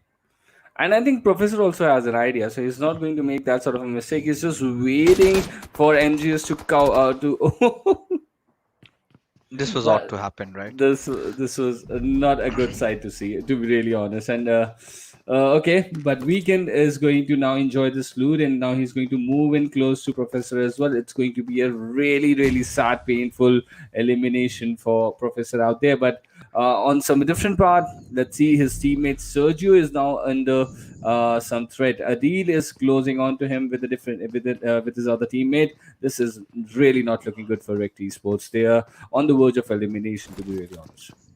Yeah, I mean they started off really well yesterday, and it was well, DS performing, who's still alive right now. We've seen some good sparks from Sergio as well, but right now he's not made any movements as of now. Tough spot, Oreo and Adele just scouring around, the territory, just searching for where might just that one player be. And any single moment, if they come inside the gas station, they're going to find him. But we've also got Freestyle in contention, Respect finding that one knock. Now, Freestyle, they've been putting in those efforts, but in comparison to the likes that we have in the lobby, they haven't really done well. But this is a good start. I think they can certainly just try to carry it forward. Yeah, and these are the ridges just towards the southern part of San Martin where they are taking the fight, and it's really interesting what sort of outcomes might just come out of here. I can see GRX is the team that they are taking the fight head on right now, but not coming in with that mini that is from the lad of Rect Esports now, so they are sort of giving a fight. But Freestyle Tyrant has made that opening wide with that beautiful, beautiful nade of his. Now, Sergio, what can you do? Oh, for a moment there, I thought he is going to get that second knock, but he's been pulled out. This mini of DS, as you mentioned about this player, has been making some ruckus out there. Let's see if he can somehow get this last player remaining from Quantum Rage, because they already came in 3-man squad as you mentioned. Yeah, and things are looking difficult over there. But Sunny, he's of course getting quite some knocks confirmed for himself. And Freestyle, they've had a rather very good start. Stepping right in, getting 2 kills right off the bat already. And one of the other, the players of Quantum Rage, they're also falling. The numbers are definitely dwindling apart now. Adele, he needs to somehow find DS, and I think he has a slight idea as to where he's positioned, but no. DS maintaining that perfect TPP angle, the TPP cover now leaves Oreo. Well, considering the fact that his teammate has fallen, it's going to be such a daunting task to just get that revive back on towards him. And with those pressure coming in from grenades, and it's going to be so much more difficult over there as we do have another fight breaking around. And there you have it. I knew it. I somehow Yeah. believed it. DS clutching it out, getting the final player, and Quantum Rage take an exit as Crypto. He's just marching in on towards the players of Mavericks, already finding 2 knocks. Now, I8 getting on board, have managed to secure the first kill. Dani is going to fall down soon after, leaving Mavericks with just that one player who needs to make a run for his life. So look at the teams that are struggling in this early half of Miramar, right? The teams that showed up 3-man squad. Not all the teams, but yeah, certainly 50% of the teams that came up 3-man squad. Two of them are now on the verge of elimination. Quantum Rage already going down, and they were looking to make the push on DS on the last guy, right? But he had the angle covered up. He had the clear idea that he was being pushed upon, and he made it so difficult for both Adil and his teammate out there, and made sure to capitalize. And that is a clear example of why you should come with 100% attendance, because if you are missing out on a player, you might just face the lead and get out of the game quite quickly. Yeah, and they need to um, realize all these small little things, But well, maybe in a different tournament for Mavericks. But right now, looking at the picture that we have, it's the first airdrop, the Croza, along with an extended Rasa. quick draw Mac, and I love this. Yeah. Extended quick draw on Groza is phenomenal, because the only shortcoming I feel with Groza, despite that long mid range recoil sway, is that it takes some time to reload. Now you've got that extended quick draw, so you can actually commit in for the fight. The kind of compensation is made by the insane fire rate, is absolutely phenomenal, just a delight to watch it. But Maxed and North Esports might just lock horns against each other, as they are clashing, as we do see the circle, which is about to shrink. When you were explaining the Groza, it's sort of I went into a deja vu, and I remember those scenes from Arabia with you and Ocean casting. There was something you always used to say about a Groza, right? It is designed by the demons and something of that sort, right? Yeah, I mean, it has been, crafted by the devil himself, Yeah. and it's sort of a weapon like that. I mean, you talk about the MK14, but taking a look at this one now, this is definitely one of those weapons that you would want to have. And I think had QWERTY been here, we've seen Wolfrey, being an amazing sniper. He's loved his AWMs, and he's ballsy enough to go and pick it up. But right now, they're not there. They're not there. So let's see if someone kind of steps in, because I do see a squad in the nearby vicinity. Are they gonna go for it though? That's a big question. Oh, it's They should. freestyle. They should. They really should. They really should. If someone gets their hand on this big machine and this big mean machine, if they're going to pop some heads, I absolutely love it. And if that happens in a crux situation, you might just see me jumping, and you can feel it in my voice as well. Imagine, Trooper. You've made it big in life. You've got a lot of money, Oh, and why not just stress yourself yeah, like that? And I and would. these are the small things about PUBG Mobile that I absolutely love. Those efforts being made into such cosmetics. But now we did see that southwestern tilt a bit, and Power Grid has to be the center over here, and the Billy Boys, they've got to do a lot of defending. Just look around the territory around them And they've been holding on to that center position for quite some time, right? And from the they've got very a start. yeah, and they've got a lot. They've got a lot of people around them. That's a big chunk of neighbors you're dealing with, my friend. So you got to be really, really cautious. Yeah, because someone or the other is definitely going to go commit in for the push. Now, what they should be worried about is, pushes coming in at the same time. Because one team, it's easy to defend. But when you've got multiple just charging in on towards you, because they know even a single casualty, even if they win the fight, they're done for. Right now, considering the fact as to how teams have positioned themselves, you've got Tyro, you've got NFP, you've got TMW, sort of having that trifecta going on between themselves. On the northeastern side, it's going to be GRX, it's going to be Freestyle. So a lot of teams over there as well. Now, Team I does have that kind of a little bit of a hilly area for themselves. Now they're gonna go in after the boys from XGen, but have they managed to knock someone out? Trent is just spraying through. We'll see. We'll see if there's when how the fights are going to open up over there. But I really want to see a northern shift over here. I want to see these teams somehow uh, Suffer. try try to move towards the northern side, because then it's going to get really interesting, and that is exactly what is going to happen over here. These players are going to have a tough time now, and BFM. Let's see. I think they've got a bit of an edge to play with now, so this is going to get interesting for them. Are they going to do the gatekeeping? That is going to be the question. Yeah, that certainly is. But right now, Anonymous has definitely managed to spot one down. He's taken him off. But you've got XGen going up against Freestyle. The third airdrop still visible in front of us. Nothing. Nobody rather did go for it. I think Freestyle were in contention, but they decided against it. Now they also need to enter inside the circle, inside the zone, and they've got the players of GRX sort of creating hindrances. So we've got to see as to how they deal with the situation and how they exactly enter. Certainly, and but any one of them has not picked up the none of them have picked up the AWM so far, so that is a disappointment for me. But let's see. There's a knock coming. Yes, it is from that big M249. So the weapon has been nerfed enough, but look at the amount of damage it is giving in that sort of a distance. I'm really impressed with the kind of control coming in from Tyrant, because this is a difficult weapon to control. But Fixers, were you really in support of that reload? Tell me honestly.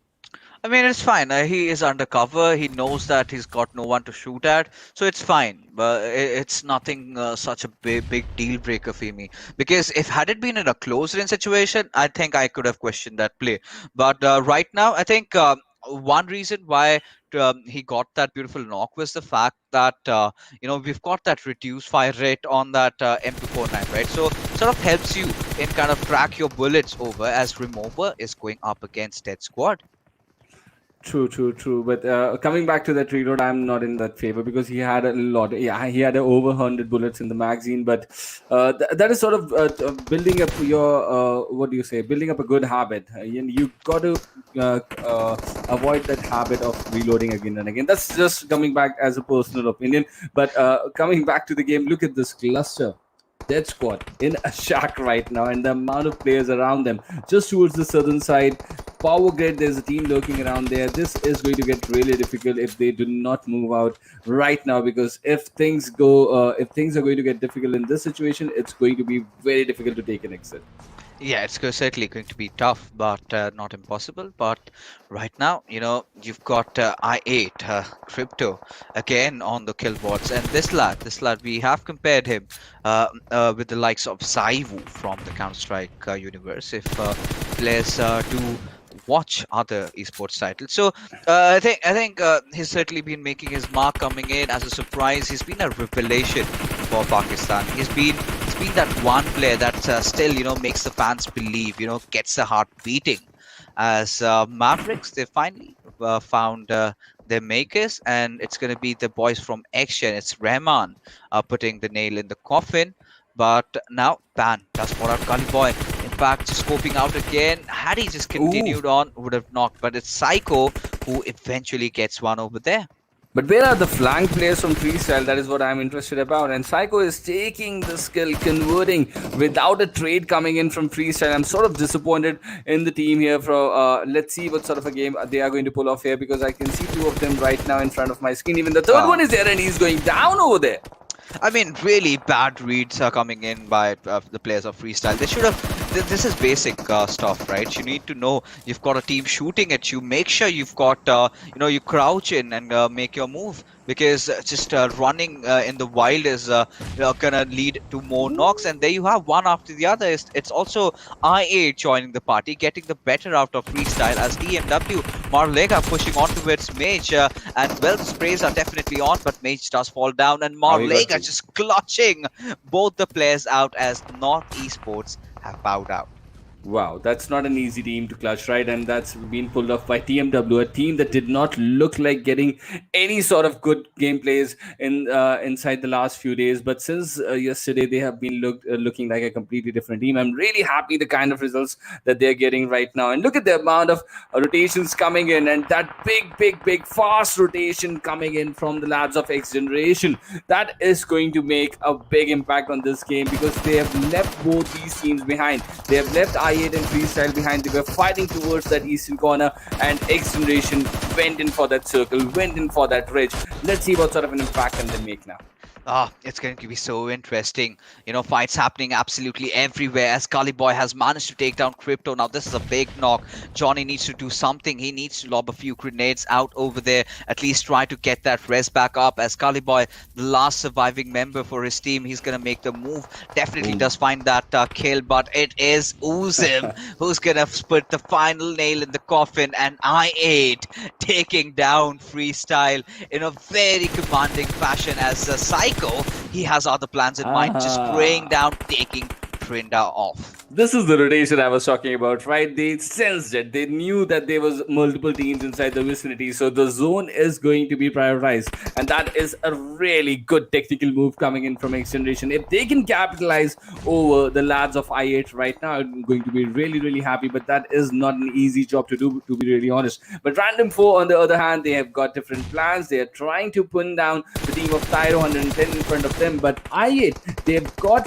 XGeneration on their tails, but they're still concentrated about this team, and Unpredictable sort of holding up a different sort of ridge right now that is also towards the southern edge. So all these teams coexisting towards the edge gameplay right now are having a tough time against each other. Let's see who's going to come out on top in this game, because clearly this is not looking a good situation for I8.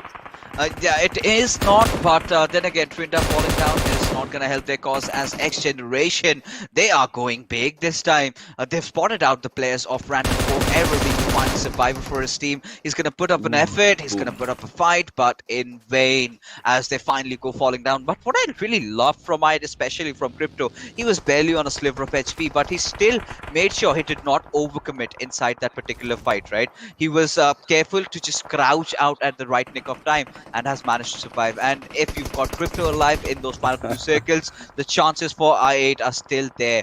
But one of their players has been knocked out, one of them has already taken the exit, as I8 will soon want to recover. They've gotten 7 kills, and the same goes for the players of TMW. But I don't think the position he's been taken down is going to be really approachable for them. But well, the boys are still committing. One of the players trying to provide the cover fire, others just stepping out, trying to save him, but eventually gets knocked out as well, just a bit earlier over there, and he gets taken down as I8 are just reduced to one team. Tyro have also taken the exit. It was the experience coming in from I8 that let them go this deep into the game. Otherwise, they were sandwiched long time back, and they cleared out one angle. They just head in towards that part. But right now, also, they're not looking in a very good spot. TMW, on the other hand, they're now concentrated towards Team Spy and very close. That Nade almost did a job. Is Kurama going in for that push? That is what I'm looking for, because he's looking to go there. Katir is the guy in front of him, and Katir will take him down, but the play zone is going to be there, and that is what I feel. Yes, play zone took down Katir. Somehow TMW escaped. That's a really dear escape out there for the lad from TMW. Yeah, I mean, how on earth could he make it alive? But Marlega again from TMW finally falls down as XGeneration have gotten 8 in the bag, make it 9 as one of the boys from the TheBillyBoys, in fact it's Hawk, that has been taken down by him. Now XGeneration, they are picking up the pace, they are feeling themselves, they do have a ghillie suit as well to work around with, as Pan, he's applying that constant pressure. We've got pandemonium breaking everywhere throughout the map, every team going after each other, as Hunter has fallen from Anonymous. There's a backstab coming in for XGeneration. Otherwise, it's their game, to be really honest. There's one lad from Unpredictable. There's one lad from I8 still lurking around in their backs. And when you make a very good fast rotation right on the edge, you've got to make sure that you have cleared your back. And that is exactly what you're looking for. Pan is looking for the forward game towards TheBillyBoys, but his two teammates are sort of concentrated towards the backside. And that is exactly what XGeneration should be looking for right now. And he's making some significant impact. Look at that AKM 6-6 being used on that range and getting some good results for him as well. Yeah, I mean, in this distances, I think AK is one of those weapons you can even try to go long mid with it. But Crypto, he does realize for a fact that he's the solo survivor from his team. He needs to enter inside the zone, but he's not going to make a lot of noise. Now, there's a thin line between being brave and being stupid, and Crypto does know when to act. So he's going to take his time. He's going to wait out all these teams, just let them fight amongst each other. Whoever survives, he's going after them. But I did not know it was Crypto who was surviving. So who other than Crypto to be the last guy? We have seen some amazing solo gameplays today, right? Coming down to the gameplays from Wolverine and Destroyer as well. So let's have something from Crypto in the desert. He's got a Thompson with him. That's an interesting choice of gun that he has right now for the final circle. But this is certainly looking XGeneration's game. Otherwise, TheBillyBoys do something extraordinary to take it away from them. But Crypto, he has still got a cameo to play, I feel, and he might just run away with the show if XGeneration do not pick him out in time. Yeah, and there you go, the fight breaking down, and this is the cue. This is where Crypto does something, right? This is the moment he enters in, because both the teams, they are wounded, not having all their players alive, and Clown is going in for the push onto Wits Anonymous, as Crypto has finally found his match over here, as it goes against Psycho, who does take him down in an amazing fashion, as XGeneration marching towards their victory with 11 freaking kills. Psycho, did he have an ump? I think it was Clown who's using the ump. But now look at this 2-3 situation up for us, ladies and gentlemen. Who do you think is going to get the chicken? Spam it inside the comment section. We have XGeneration going against the TheBillyBoys right now, a team that has not been doing so good so far in the tournament. That is TheBillyBoys, still lurking around on the 4th page, on the verge of getting a chicken dinner here. They have the man advantage in their favor, but two lads from XGeneration who are playing an extraordinary game inside the 5 circle, and the nade right on point from Sherry takes takes down Clown. We are now just down to one player. Psycho, can you somehow clear this situation? You have three Billy Boys running and pushing towards you. A Ridge to cover you. Let's see what this lad is made up of. Absolutely, and he's waiting for it as Ambush comes in, and there you go, the Billy Boys! Trooper, the Billy Boys! And guess what? Guess what? It's 3 in a row for fixes.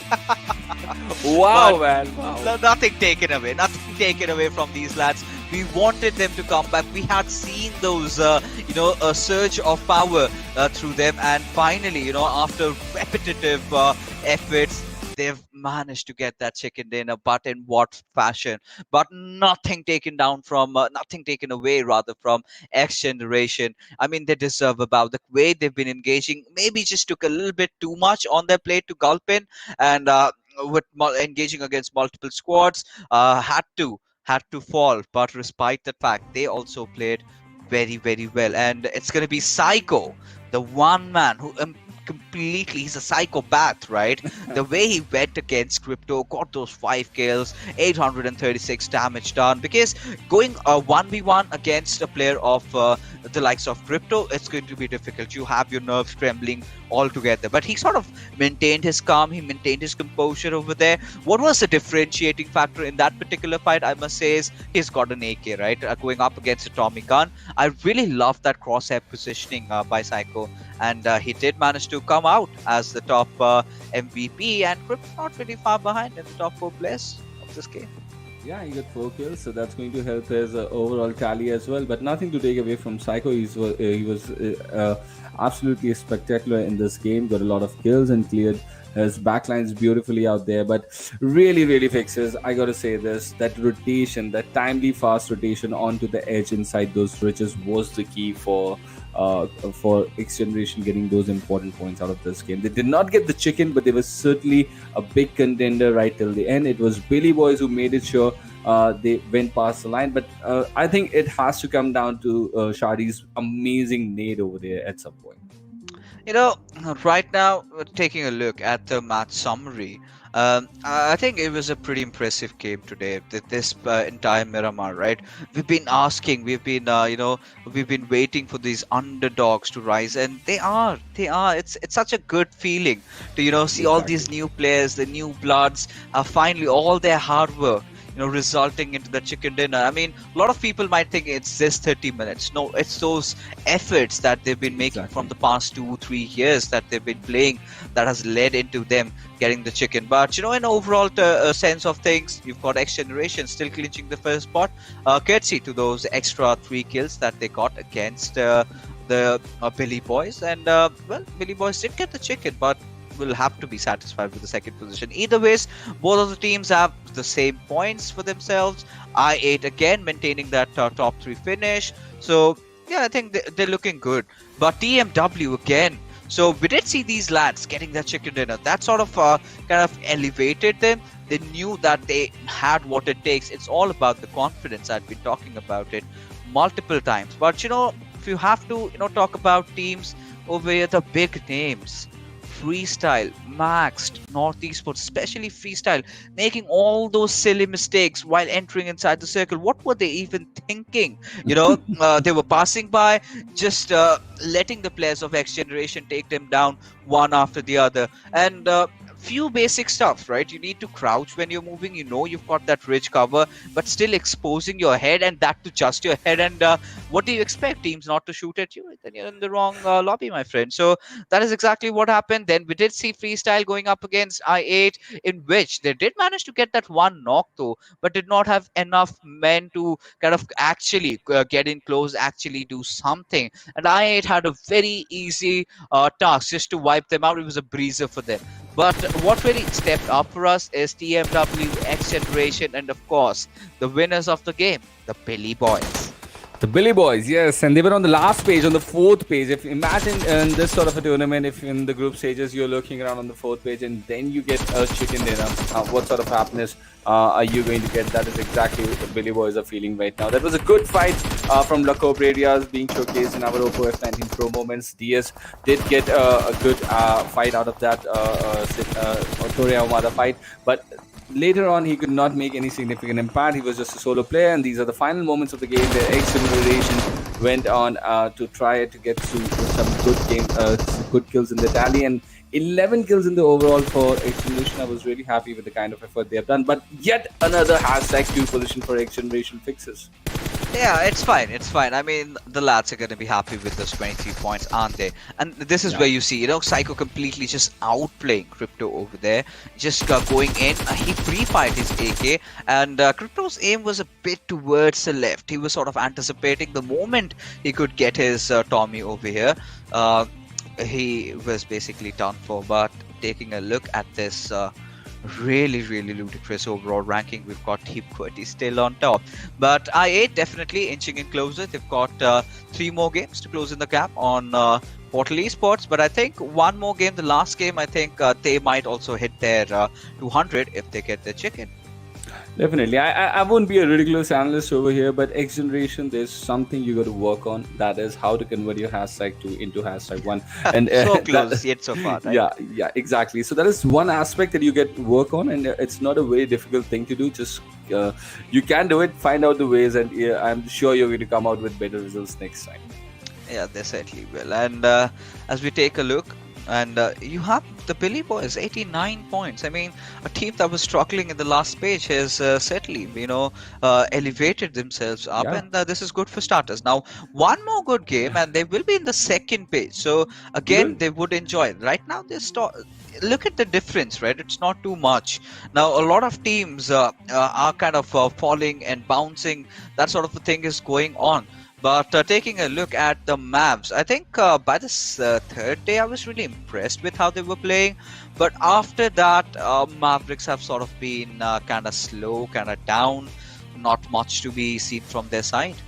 I was really surprised to see Billy Boys in freestyle just 2 ranks away. That was the standout thing in this overall tally right now. Both on the third page, Billy Boys making a jump from the fourth page out there, but freestyle slipping down from the second. So freestyle really got some big worries and big issues to fix out there inside that squad. And if they continue this downside slip, it's not going to be a really surprising thing if they drop out of the 24 as well. So they really need to get going and get some good games where they get important points in their favor. Exactly. I mean, they need to do so much more. Need to work on their core basics right now. But well, it's time for a short little break, because coming right after is the final clash between these two groups in Erangel.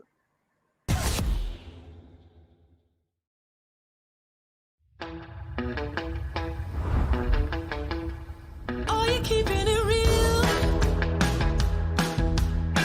I'm calling shotgun, wanna see my baby run. Oh, what's the word on the sea?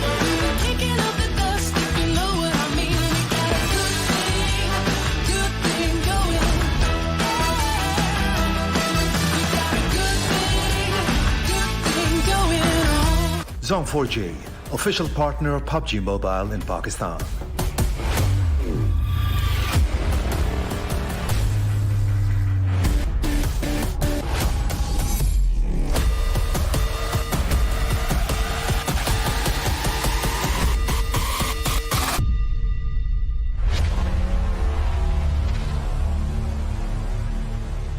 PUBG Mobile का real मजा सिर्फ Zone 4G पर. Let's get digital.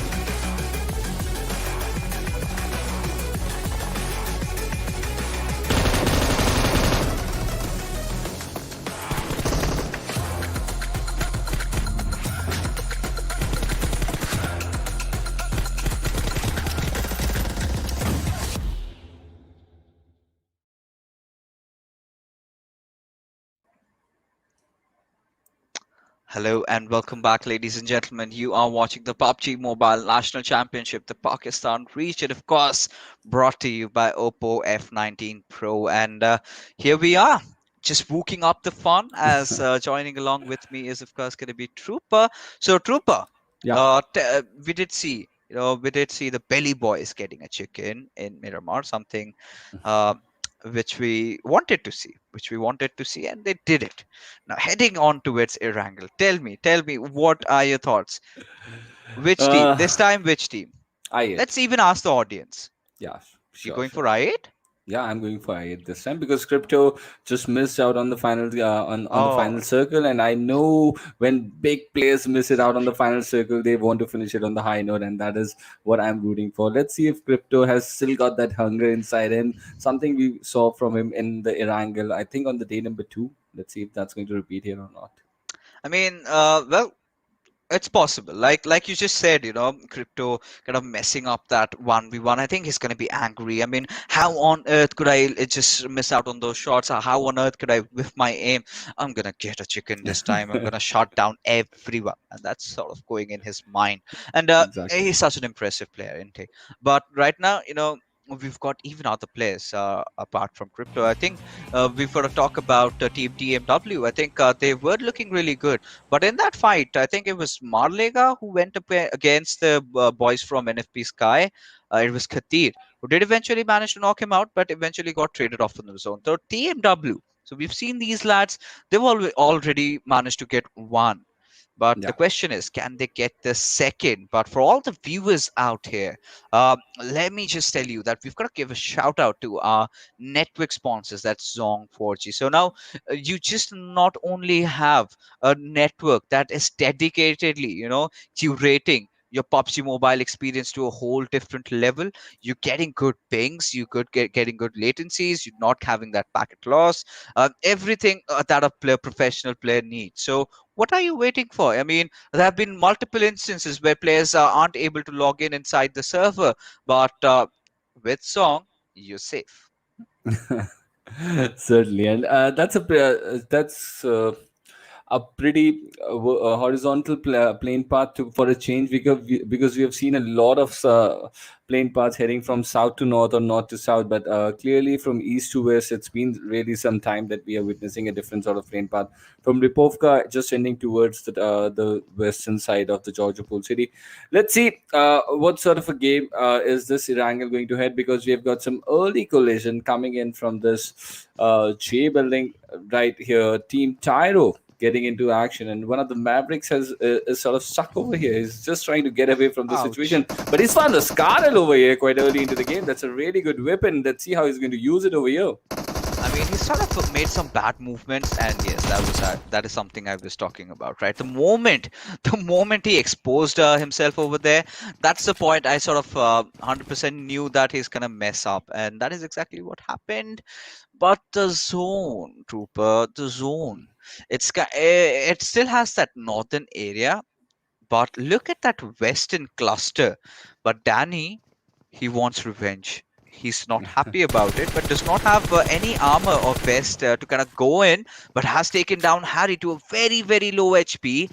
And now Harry needs to find the time to heal himself up. Ooh. Does have that first aid though, but he's still struggling to find a good spot to do that. I think now, any single moment, he might do that. But Danny, he's entering in along with Mark. And if that nade sort of gets in through the sky holes, it's going to be so devastating. And indeed, Harry has fallen, leaving Ahmed over here trying to deal with the situation as Dani tried to push it, but Ahmed with a beautiful crosshair placement on that AK, getting that headshot. Man gets the trade, but no, the remainder of the Oh, players just march in, and this is where that one little extra player missing out from your squad hurts you.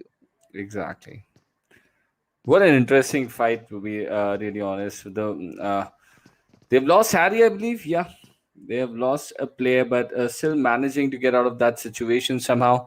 Harry was literally on 1 HP over there. How rarely do we see that literally definition of a 1 HP?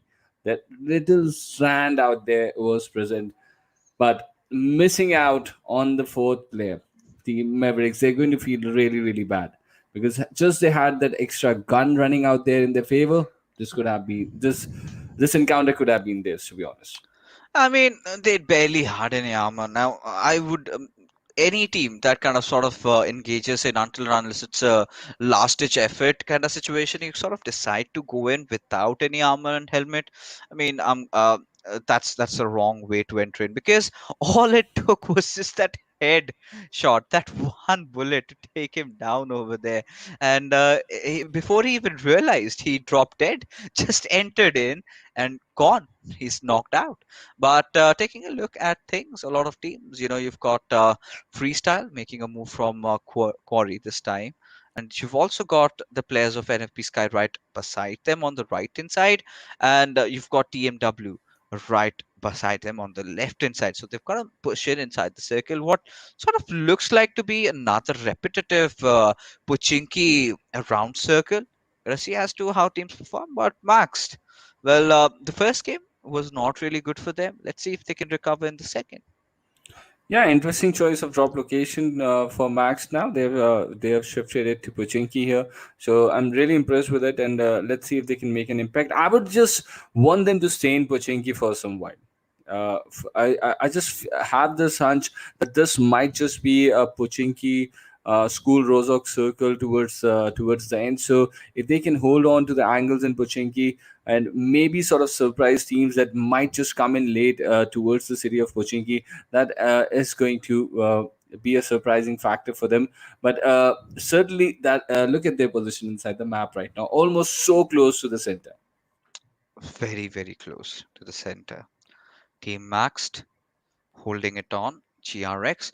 Surprisingly, I mean GRX, we're accustomed to see them drop off at Novo, but considering their recent stints with IH, they kind of get into a kerfuffle against each other, and they've sort of avoided them entirely. Now, Killer, however, has found the better of Unpredictable, knocking one of their players down, is still in pursuit to confirm that kill. And these are the sort of pursuits that actually you regret later, right? But I hope that is not the case for Killer over here. He is trying to pick off Rex, and he's trying to add that 1 point in his tally, which he's going to get eventually. That's going to be a sigh of relief in a few seconds from now. But we'll move on to some container action here. That is Indeed. interesting. Yeah, absolutely. I mean, GRX getting the first kill for themselves. They're looking happy about it. And contender action or not, I'm not really sure if, the unpredictable boys are going to respond back or retaliate with a knock of their own. Because if I were there, I would not engage. Because, in these cities, it's so difficult to track the position of your opponents. You might have spotted one player, but the other player might just be holding a good flank and might just pick you off. So, gotta work it around. It's a mind game when you sort of enter into that urban territory over here. And well, GRX indeed are going for it. I think they're just checking out if there are more enemies inside the vicinity. That is a dangerous thing to do, to be really honest, in this kind of lobby. But lucky for them that Unpredictable have sort of moved away from the city and just moving on the foothills of the Big Boy Mountain over here. And with the Dacia, I think all these three players are now not looking for any action, and maybe they would just settle towards the center of the zones. That means they might just be heading towards a little bit towards Pochinki from this direction. Oh, it's going to be so tricky right now. You know, now, well, Unpredictables losing out on Rex is something that they had not anticipated. But well, that's the thing about battle royales. Unanticipated, unexpected things occur, and that is what has happened with them as they are kind of trying to move in. But let's see what happens to these lads as they're gonna be pressing it. Get inside the zone. Not a lot of noise being created. I think the other teams are also just everyone sort of focusing on one thing, that is to have a good position inside the circle, preferably around the center. Definitely, and it's going to be interesting if this ruins area also comes into the equation in the later half. We'll find that out pretty soon. We're almost into the ninth minute now, and with the shift of the second zone just around the corner, let's have a look at the rotations coming in. There's a different sort of rotation coming in from the lads of Tyro. Look at the amount of split they have on themselves, but now it's a good side for me because in Iran, this is an Erangel. This is sort of a main island circle, but the teams are sort of looking to get towards the center. They are trying to hold on to important spots around the center. And mind you, that this is just the first Erangel for this set of teams as well. At least for today, so it's a very tricky thing to play in that manner. But they are certainly pulling it off brilliantly over here.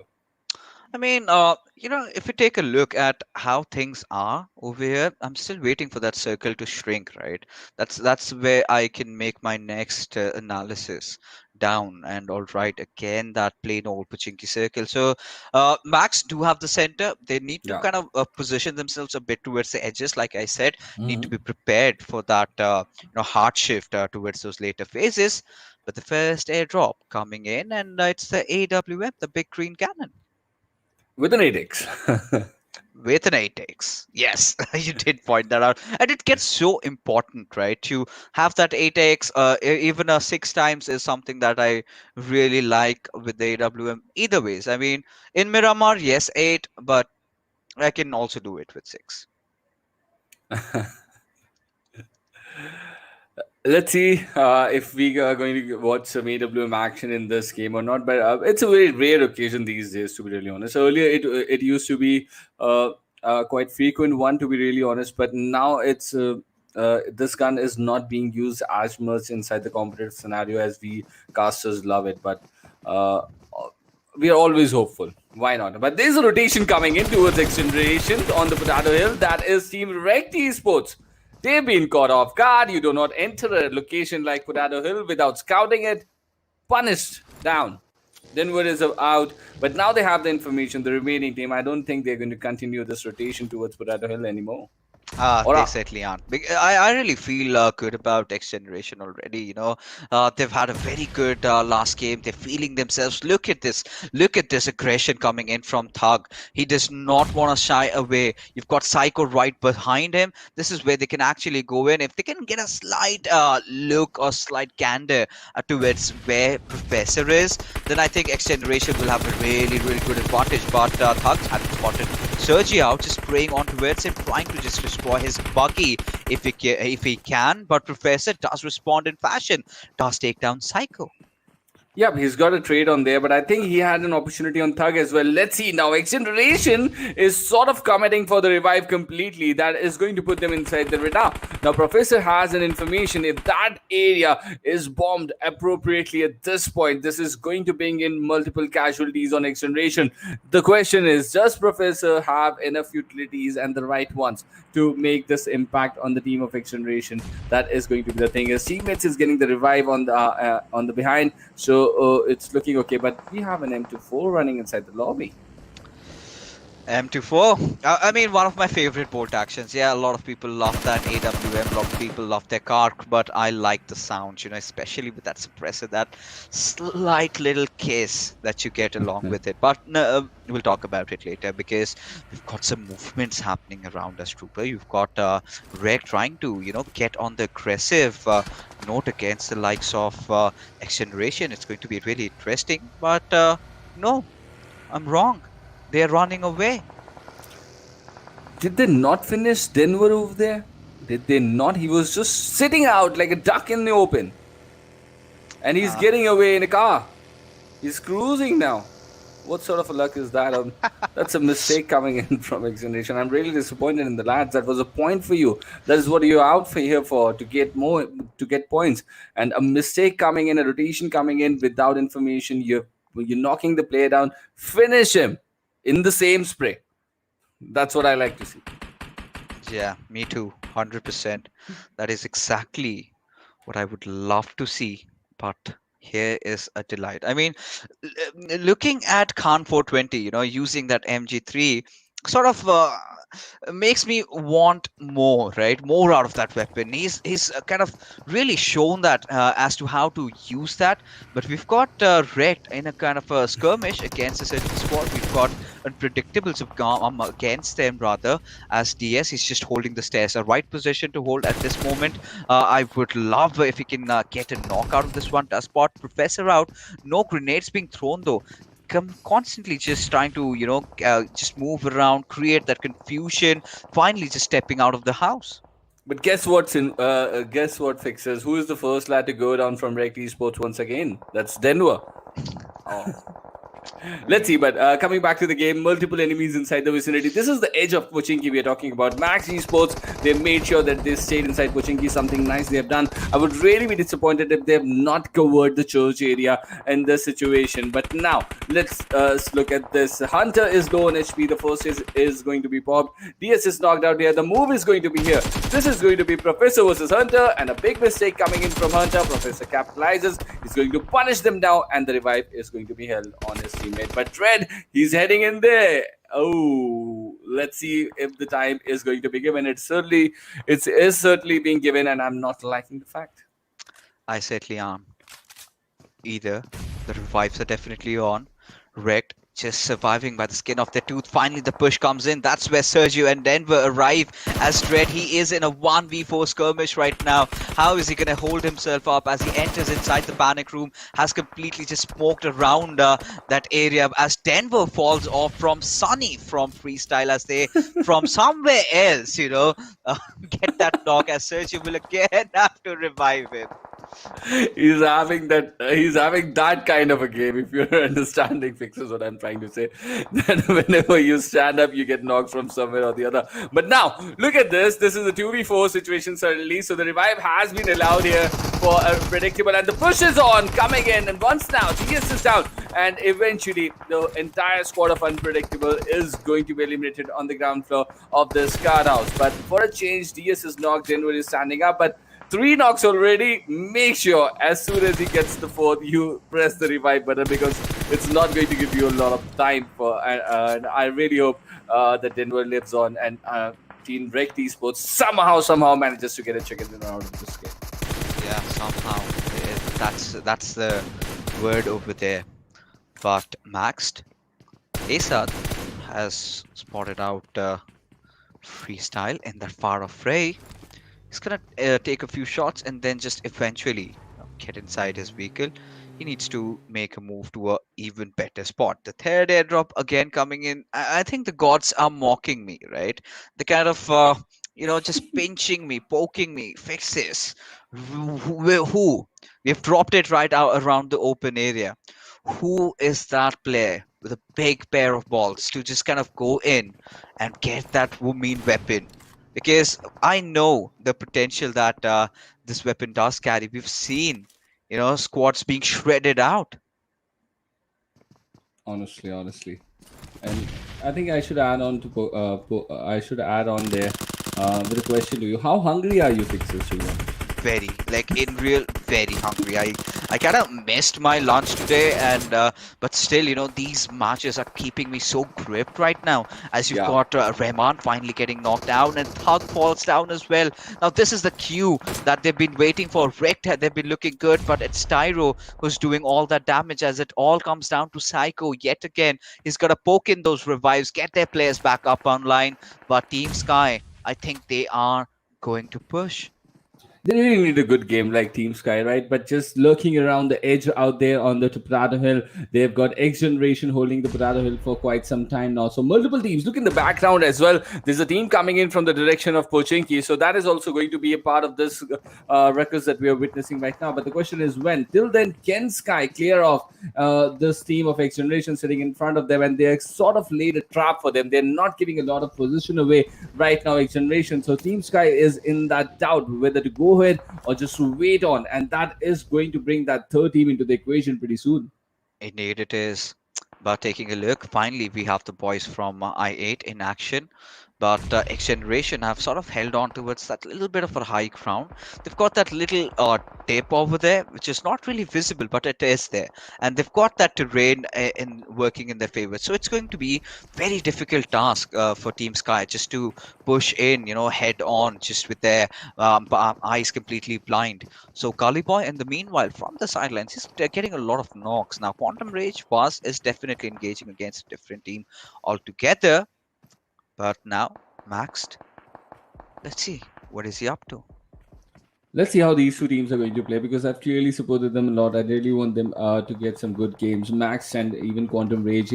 So goes for X Generation as well. But let's see what sort of a game comes out for all these three teams. We have Dead Squad lurking around in the background that is just towards to the southern side of those apartments right now. I don't see a lot of teams committing towards apartment. The fact that apartment is slightly towards the northern part of this circle, but if a hard shift comes in towards apartment and all these teams are sort of forced to move towards towards the apartment, it's going to be a really interesting circle. But what we have here, Rect Esports cornered inside, and they're now outside the zone. They really need to make this rotation. That is Quantum Rage making things difficult. Adil is down, and there is a player going down with that vehicle explosion as well. Things really not going inside the favor of Rect Esports. They have the numbers, but look at the amount of time they've taken to go down. They've fallen like a house of cards over here, eliminated out just in seconds. Yeah, absolutely, just blown up over there, and well, not really having the best time of their lives, are they? But the play zone definitely doing some damage, and Billy Boys this time they're not looking good. They've lost a few numbers, but look at the ship completely just heading on towards that potato hills, and the entry for I8, it's way open, it's wide open. They've got multiple avenues, just the way you want it, just how you want it, right? So I'm gonna see if they're gonna contest the potato hills, or are they just gonna play from the peripheries of the zone. Interesting, yeah. Look at North Esports, they're just gushing in through. They've got to deal with Max, and that's an option. That's an option. Two players have been knocked out.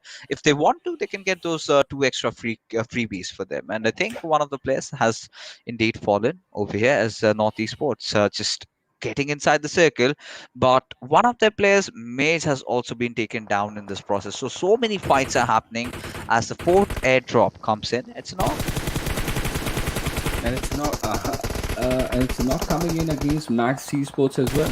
I almost forgot that I8 was a part of this contest, to be very honest. They've been playing this game so silently that it's just like a coming back memory that I8 is still here, because we've never seen them play such a silent game in the recent past. But this has been a sort of different game for I8. Let's see what sort of a strategy they're looking at. They've just got one kill so far. They're just around the corner outside that circle, and they're going to make that move pretty soon. But look at XGeneration now struggling on that potato hill. They've been holding on to this potato hill for a good part of this game, but now they are under a radar because a lot of teams are now coming into the equation, and this was the thing that that has been created there by the presence. What?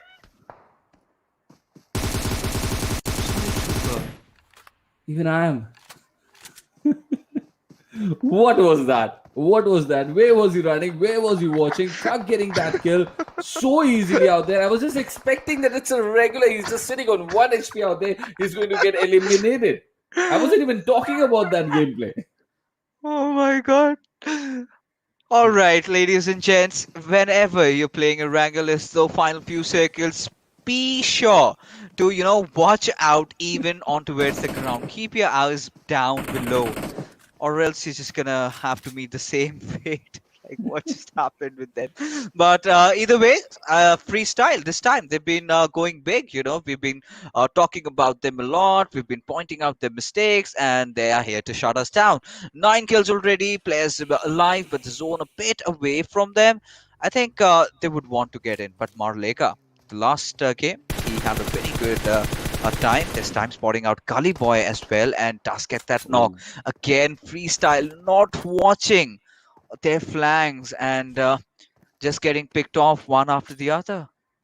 I think Freestyle is going to have a really tough time, at least as far as the group stages are concerned. I really hope they have picked up some tricks over their sleeve so that they can sort of make impresses in the later stages of the tournament. But certainly that is not looking, the momentum is not looking in their favor, to be honest. But look at that, Johnny getting it one more. So this game, as I predicted, might just be I8's. But let us see if any other team can challenge them here. That's going to be interesting. Respect getting some mini action out there. He spotted the lads of Dead Squad. Now, Dead Squad, just 2 of the lads over there. One of them is knocked out. Let's see how he's going to deal with this. No, he can't. Let's see. Have it. I mean, massive respect for these lads. This lad especially, the way he's been playing. But Zayn just, rattling down those bullets. And Kati, look at his bucket. It's almost, in fumes. He He wants to blow it up, but if he's not careful, he might just be the casualty in hand as Uzum will finally just get the better off of him. And well, we've been talking about I8 being silent, and that's for the better good, because they want the chicken dinner. They do not want those careless fights. They want to end the day on a good note, and they are specialists at that, as Crypto has spotted out one more player, but Kali Boy gets the better out of Johnny. So again, I8 and Freestyle is of course a collision that I would love to watch, but Zen, definitely a thorn in their path.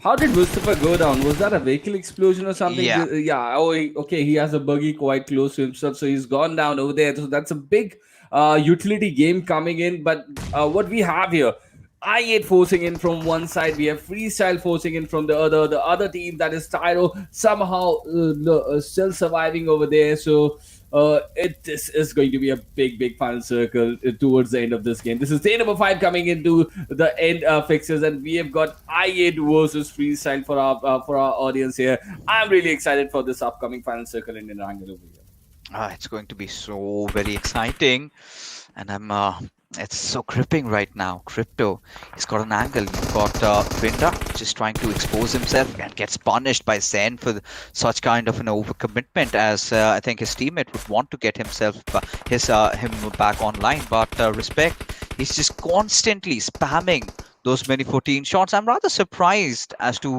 why he hasn't been punished yet. And here's the answer: because Crypto has got to deal with Tyro. Now, this kind of a trifecta that we've got formed in front of us is creating so much trouble for I8. They've got to watch all angles. And well, they've got Frinda back online, back at 4-player strength. But nades, I think that is what is missing from the side of I8 right now. Yeah, and Mustafa also just somehow surviving over there, and I think they've exhausted their utilities. That is what I'm feeling right now, because they were using the utilities, they were getting the results on that range. The only reason they might have just stopped using the utilities is because they ran out of them. But now let's see Tyro still holding on to the angle. Who is the 4th team? That is TMW Marlega, still surprising everyone out there and inside the top 4. So it's a big game coming in for TMW. They really needed this one with the kind of performance they were showing yesterday. They needed a big game out of these two, and now they're having it here. Crypto taking some damage but getting back into cover, so he's getting some important information for his team. But respect goes down from Freestyle, so this is going to put a lot of pressure on his teammates as well. But a trade has been taken. Crypto being put down over there. Sunny and Gully Boy now have this responsibility. The big nade is out here. Let's see if Crypto is going to get eliminated from the game. But Johnny now is making some significant damage on the lads of Tyro, and they have been eliminated out of the game. Yeah, they certainly have been, but now they've got bigger problems to deal with going up against Freestyle in this sort of situation. Now, Johnny has the best spot. He needs to deliver. He's got that high ground. He's spotting everything around. But then again, look at Marlega. Any single moment, he's going to take shots at Johnny. But Sabelli just whips out on his aim as Johnny just probes in. Is he going to answer back? Is he going to retaliate? And yes, he does. Johnny gets that beautiful clutch as TMW Esports have been eliminated, leaving this to be a final clash between I8 and Freestyle. Wow, what do we have here? And look at the situation right now. There are 2 guys standing for Freestyle, and I can see 2 in front of my screen right now. But Gully Boy goes down, so Sunny is the last guy standing here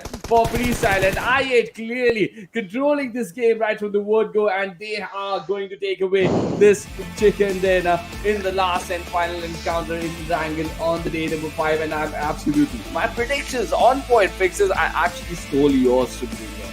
I mean, I had to be right. Come on.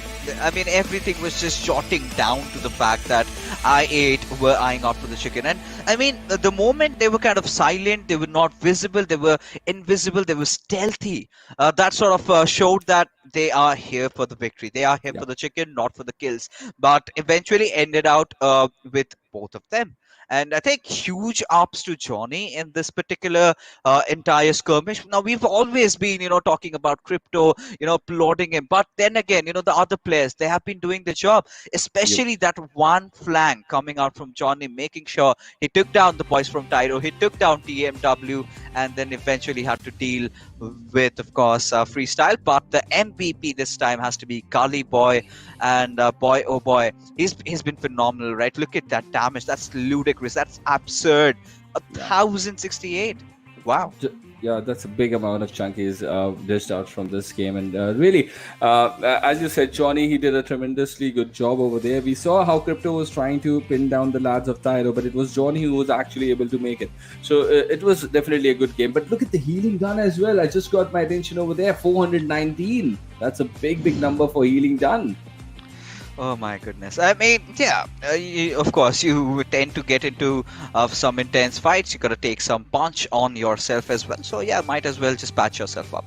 So, Tyrant and Gullyboy, definitely those two players, they've been phenomenal. Tyrant having the higher number of kills, but in terms of damage, it's Gullyboy who's way ahead. But, those last final, magic being shown by Johnny and completely just changing things around. And, this is where this needs to sort of come up, right? Freestyle need to step up big time, because I think they're going to be playing the PMWI in the Eastern region, and in the national championship, if they're facing so much hurdles, if they're having so much difficulties and going up against all these teams and getting those chicken dinners, then it's going to be a nightmare over there. And just being stacked up with the likes of IH, you've got Crypto again, the longest distance skill, and we know how deadly this guy is on that mid to long range scenarios. But Tyrant, Gullyboy, they did steal the show though, I must say. Very valiant effort, but again, not being able to seal things, considering the fact that Tyro was applying so much pressure onto its IH. IH was not just taking one fight but 3 fights at the same time, and still came out on top.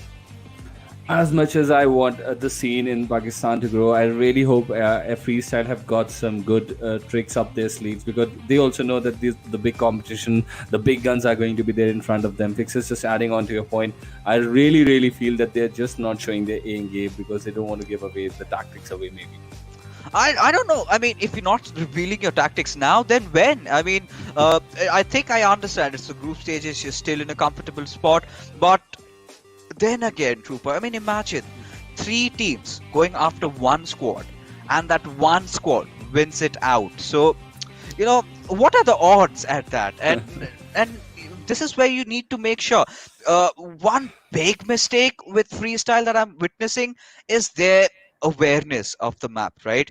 They are very careless. They have that tunnel vision right in front of them. They're just focusing on that one direction. And we also did see one of the players, I think Marlega did manage to take down one of the players of Freestyle. And this is not just happening for the first time. Even it happened in Miramar, where we saw the players trying to rotate, but they were making those movements in such a way their heads were visible, their bodies were visible, their legs were not, but still the result was safe. They were getting taken down.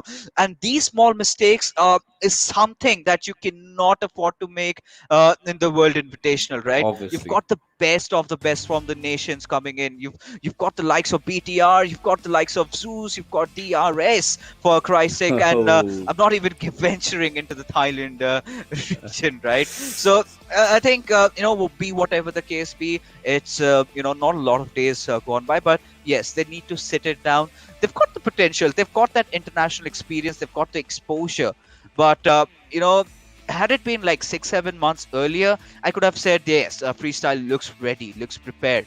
But Honestly, considering how their circumstances are right now, they really need to work their basics out. Honestly, Fixes, you've really got a good point over there. I'm just hoping. I'm not saying that they have tricks up their sleeves. I'm just hoping for them to have a good tournament up ahead at that level. I'm just hoping they have got some good tricks that they are not revealing over here. They do not want those teams to give away the homework, because we clearly know the kind of work the support staff and the coaches do when they watches other teams, right? But yeah, I really hope that is going to be the scene for Freestyle right now. Apart from that, there's no justification to the kind of performance and mistakes that they have been doing right now, because you can clearly see we have the top 8 from the PUBG Mobile National Championship Pakistan in front of you, and the name Freestyle is completely missing from the list over there.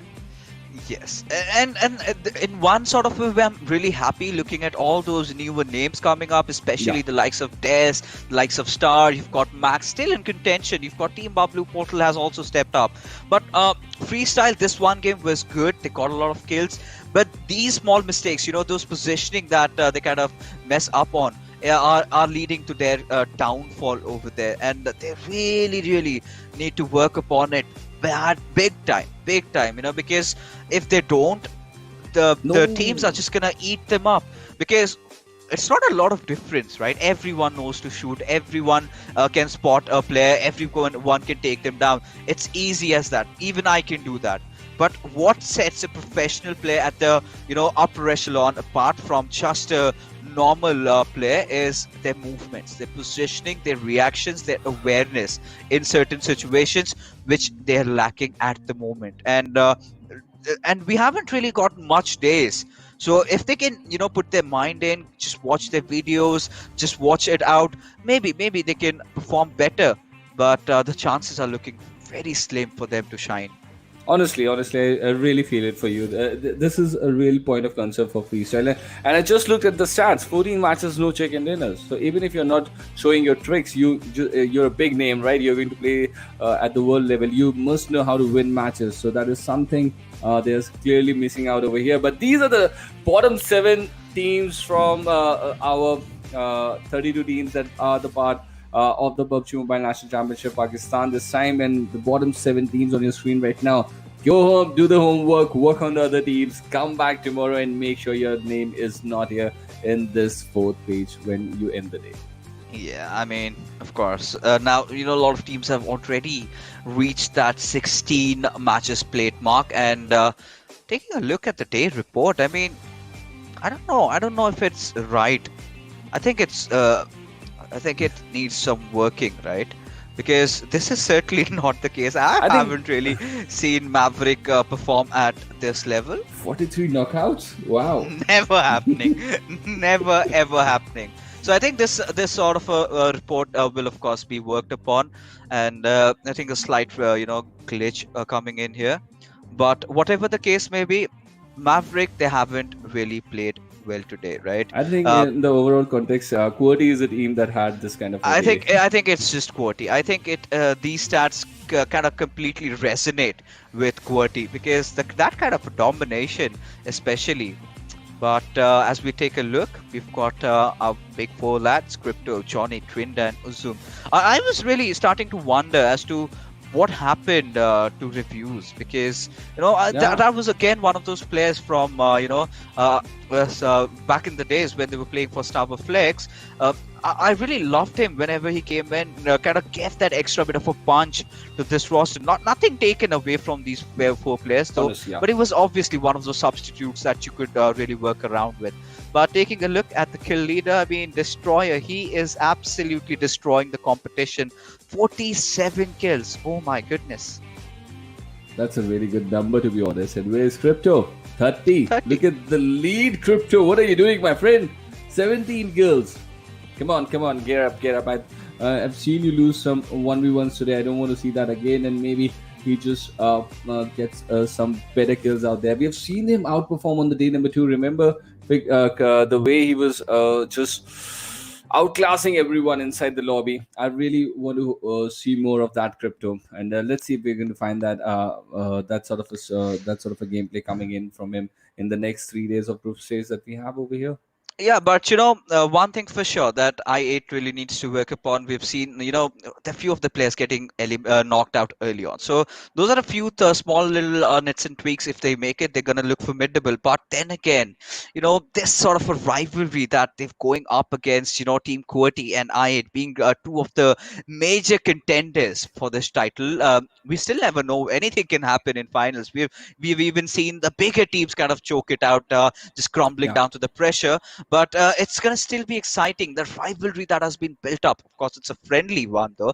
I really want to see where it ends, because QWERTY has been miles afar in terms of how they've managed to hold themselves up in terms of positioning. But let's see what the future holds. But with that being said, ladies and gentlemen, we are finally done with all the matches for our evening. We're going to be calling it a night. We will see you tomorrow. Till then, take care. Bye bye. Love you all.